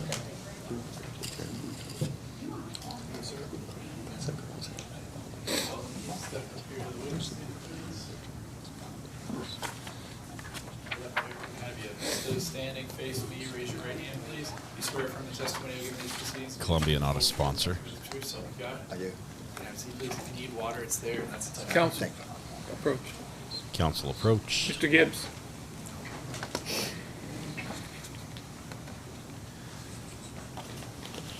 I'm looking at the clock. It's 12:23. I mean, how long is this going to take? I don't want this to interrupt my sandwich. By the way, lunch today, courtesy of Mrs. R.A., was a French dip sandwich, homemade. Delicious. The roast beef wasn't homemade, though. Sorry, Dean. Go ahead, Ms. Tranter. All right, good afternoon, Mr. Hicks. Thank you for joining us today. We're going to start off by, can you tell me your name? Alan Mitchell Hicks. Okay, Oh, I'm sorry. that's okay. Got to keep your voice up nice and loud for us, okay? Okay. Because we're going to make sure all our members of the jury can hear you. What's your date of birth, Mr. Hicks? 7/18/53. Okay, Oops, sorry. 7/18/53. Whoops, sorry again. And can you tell me, where did you reside on January 4th of 2024? At my house. I lived at my house. Okay, 210 Highland Avenue? Ma'am. Is that where you still live? Yes, Okay. All right. And are you a registered voter, sir? yes. All right. Yes, I am. All And my life. when you registered to vote, do you remember if you signed something? I don't remember, but evidently I must have. You must have. Okay. Okay. I'm going to show you what I've marked as State's Exhibit number 1B, okay? Okay. And this, for the record, is a copy of your voter registration card. And I'm going to draw your attention down here to the bottom of the screen. See where I'm pointing? Maybe he was a prospective juror, And too. is that your signature, sir? Yes. Okay. Alan M. Hicks. Mm-hmm. What's your middle name? It's Mitchell. Mitchell. Okay. All right. I was going to guess that. And do you recall, Mr. Hicks, on January 4th of 2024, so 2 years ago, a little over 2 years ago, did you sign an initiative petition Defendant has a bellyache. for a redistricting commission? I basically remember, I signed something, I can't remember, it was in the Kroger parking lot, I remember that. It was what, I'm sorry? It's at the Kroger parking lot. At the did Kroger sign? parking lot. Yeah. Okay. He did All right. sign? I'm going to show you State's Exhibit number 1, okay? Oops. Does that look familiar to you at all? No, it don't. It doesn't? Okay. Now, I'm going to, we're going Signed to at the flip Kroger. to the first signature page. I'm going to put this up on the screen for you, and I'm going to refer you down to box number 4, right there. See that box? Uh-huh. Okay. And that box, does that contain your information as far as your name and your address? Yes. Okay, that's the 210 Highland. Is your name, Mm-hmm. is your Okay. name And in how your about the handwriting? signature line? Does that look like your signature? No, that don't. Okay. Did you sign that document, Mr. Hicks? I'm not for sure, I don't remember doing it, to tell you the truth. but- You don't remember signing that document? So let's drop Okay. that card. This charge Do you recognize the defendant in this matter, Mr. Rouse? No, Okay. Ever met him before? not I know of, I haven't. Okay. Never had any occasion to come into contact with him for anything? How did you become aware that your signature appeared on this document, Mr. Hicks? A detective came last year and Okay. showed me a paper, and he had a signature, and I signed mine, and he said he wasn't no expert, but it didn't look like it was, you know. Okay. Was it this detective who's sitting here at the table with me? Do you recognize him? I think it was. Think it was? Yeah. Okay. All right. So you signed a paper at the time and kind of compared the two? Yeah. Okay. Yeah. All right. But your testimony is you don't recall signing exhibit number 1? No, usually when I sign my full, I sign Allen M. It's just Alan Hicks. I usually sign Alan M. Hicks. You sign Alan M. Hicks? Yes, when I Okay. sign stuff. And box number 4 doesn't have the M there, right? Yeah, it just don't look like mine writing. Okay.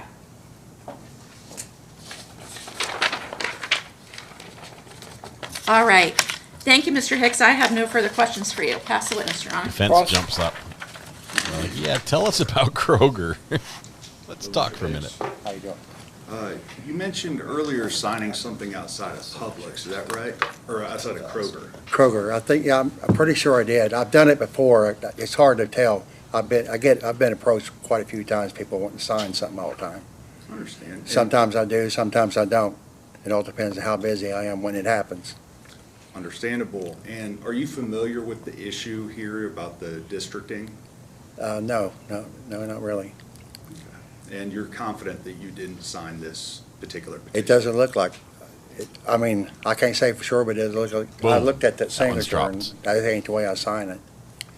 Thank you. No further questions. Can't You say for redirect? sure. No, Your Honor. Ladies and gentlemen, if you have any questions for Mr. Hicks, reduce them to writing. Remember my just prior signed. admonition, do not discuss or display any proposed question with other members of the jury. He just signs stuff. People just ask me to sign stuff outside of Kroger, and sometimes I do, sometimes I don't. Depends how busy I am. Doesn't depend on the issue. No, does not depend on what am I signing. What is this? Don't sign things in parking lots. Yeah, especially Kroger for some reason. No, I don't know. I don't have anything against Kroger. I've just never seen these people in Walmart. Man, interesting. I do wonder if the rest of the handwriting sort of matches his signature or matches his handwriting, if the rest of the name and address and everything it looks like something he would fill out. If I'm not busy, I sign anything. They only need 10% to get it on the ballot. 10%. So basically, the previous election, they'll look at how many people voted for governor, okay, which is usually the biggest race. So in a statewide that could have been different. In a statewide election. Mr. Hicks, the members of the jury don't have any questions for you, so you are excused. You may step down. Thank you. Thank you, sir. He's done. Last witness before lunch, I swear, Judge. Craig Schwartz, sorry. Craig Schwartz. Is that yes, Greeners, it is.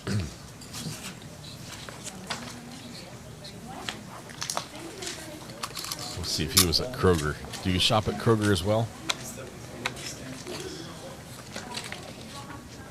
It was a little Freudian slip. You swear from the testimony you're going to proceed to the truth, the whole truth, and nothing but the truth, so help you God? I did. See, please. There's water if you need it, and that's a touchscreen. Good afternoon, Mr. Schwartz. Thank you for joining us. My name's Amy Tranter. I'm the prosecutor handling the matter. We're going to start off real easy. Can you give us your name, please? Craig Schwartz. And Mr. Schwartz, can you tell us where were you residing on January 4th of 2024? January. Yeah, of 2024. Where'd you live? Okay, 14. He lived at 14. All right. Home stretch. Okay. And are you a registered voter, sir? Yes, I am. All right. And I am going to show you what I've marked as State's Exhibit 1C.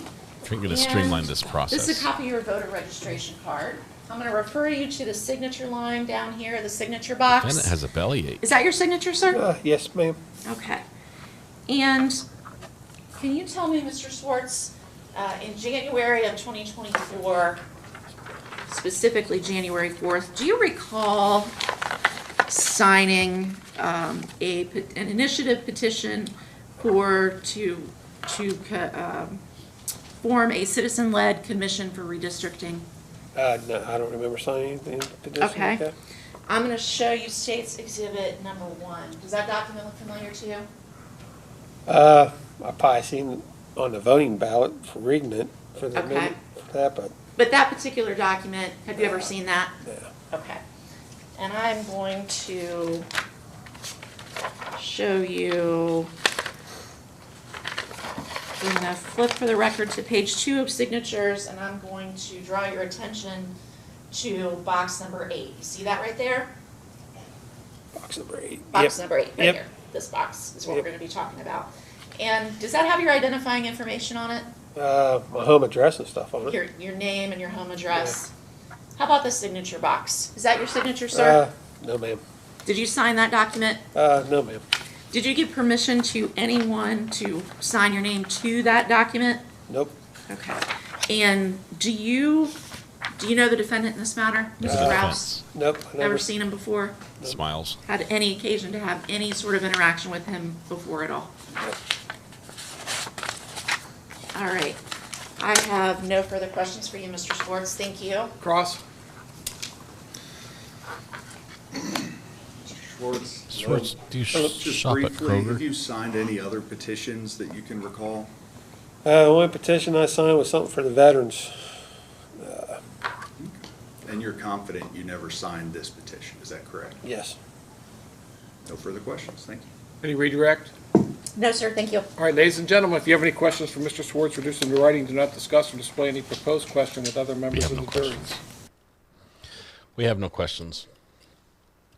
Add +5 on the grievance counter. Let's see.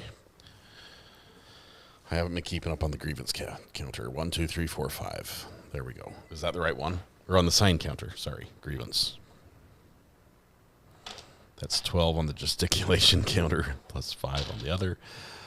I think I missed some other ones before. Jury's like, we want lunch. What's for lunch? Can we go to Kroger's?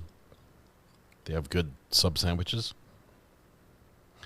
New life goal. Well, number 1, see if old guys at Kroger will sign checks for me. Bad idea. How am I going to get their checks? Laura Fry. Careful what you say.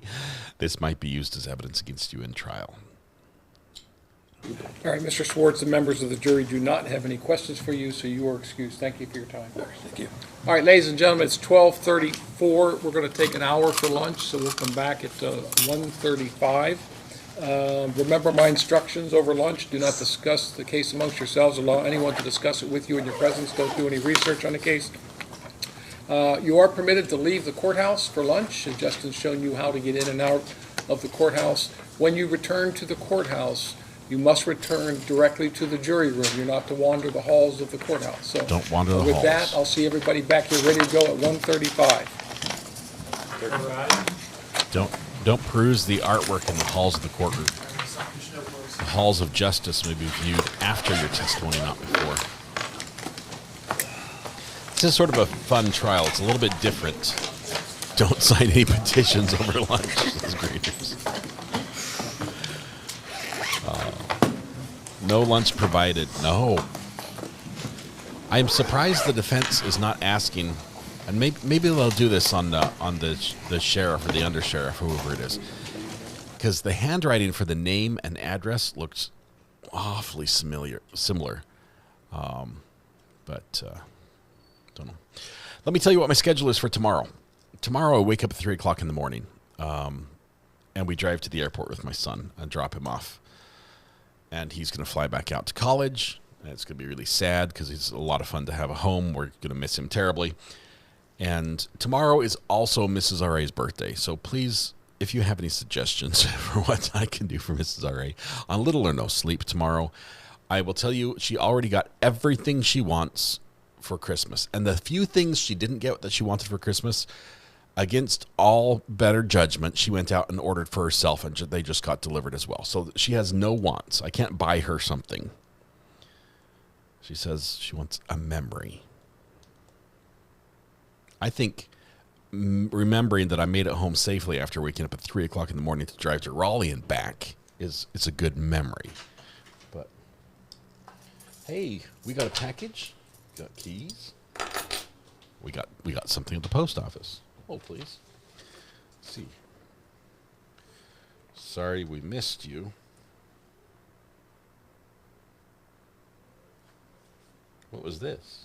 It was in the mailbox? You can't even read this. You can't read it because it's green. I am holding up a paper. You can't see. I'm holding up a paper that came in my mailbox. It is green, and there's just no amount of magnification that will make this possible.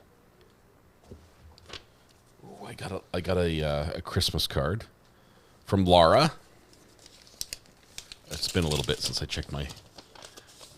I've already moved the 3D printer. I took care of that. Oh my goodness, this is a beautiful card. This is a beautiful Christmas card. Look at that. Look at that. Thank you, Laura. That's beautiful. You set this up on the Laura and Steve. Thank you. Set this up with the other ones on the counter.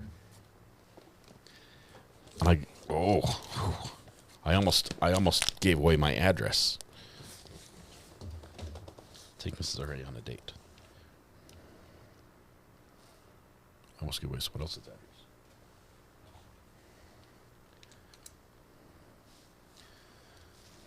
It's taped very well.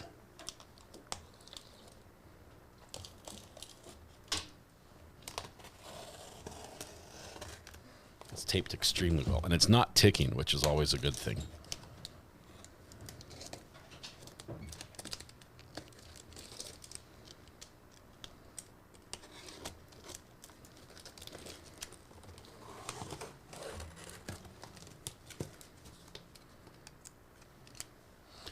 Wait for it. If it's not ticking, it just needs a new battery. Okay, I know what this is. This is for my son. This is for my son. Thank you. This is a baby thing. It's a baby monitor. It's for my grandchild to be. All right. Tell you what. Don't steal it yet. Thank you for going to the post office for us. I appreciate that. All right, we're going to take lunch. And I'm going to try to figure out what this green paper is.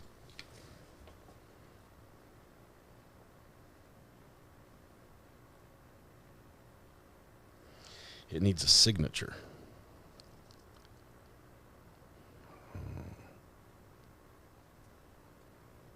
I don't know. I'll figure this out. All right, tonight when you go home, wait, we have to play the music. It's lunchtime. I'm a little befuddled trying to figure out what. Don't sign anything over lunch. I'll try not to. In front of the Walmart. All right, don't sign it. Whatever I do, don't sign it. Okay, I have to read what it is first. It's the font. It's like 0.2 font, and then copied. It's super small. It's a petition, probably. Tonight when you go home, please hug the people you love, smile at someone, make their day just a little bit better. We're going to be back after lunch. I haven't made a portal yet, but we will be back. We're going to follow this. It's not going away. We're saving it, so you can still see what's happening. No portal. Give me a minute. I'll make a portal right now.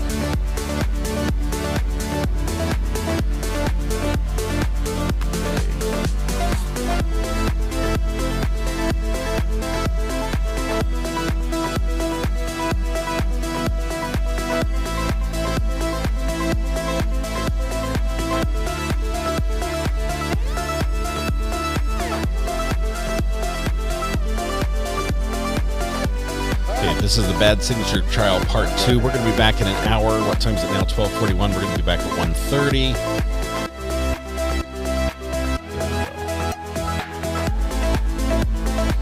All right, now the portal's created, so no excuses.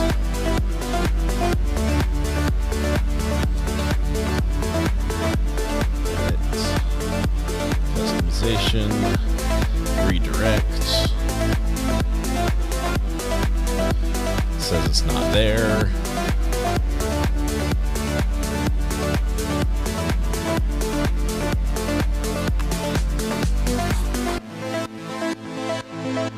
Hold please, because it still won't let me redirect yet. Just gotta wait. Just gotta wait. Hello, There. hello. Now it's there. Okay.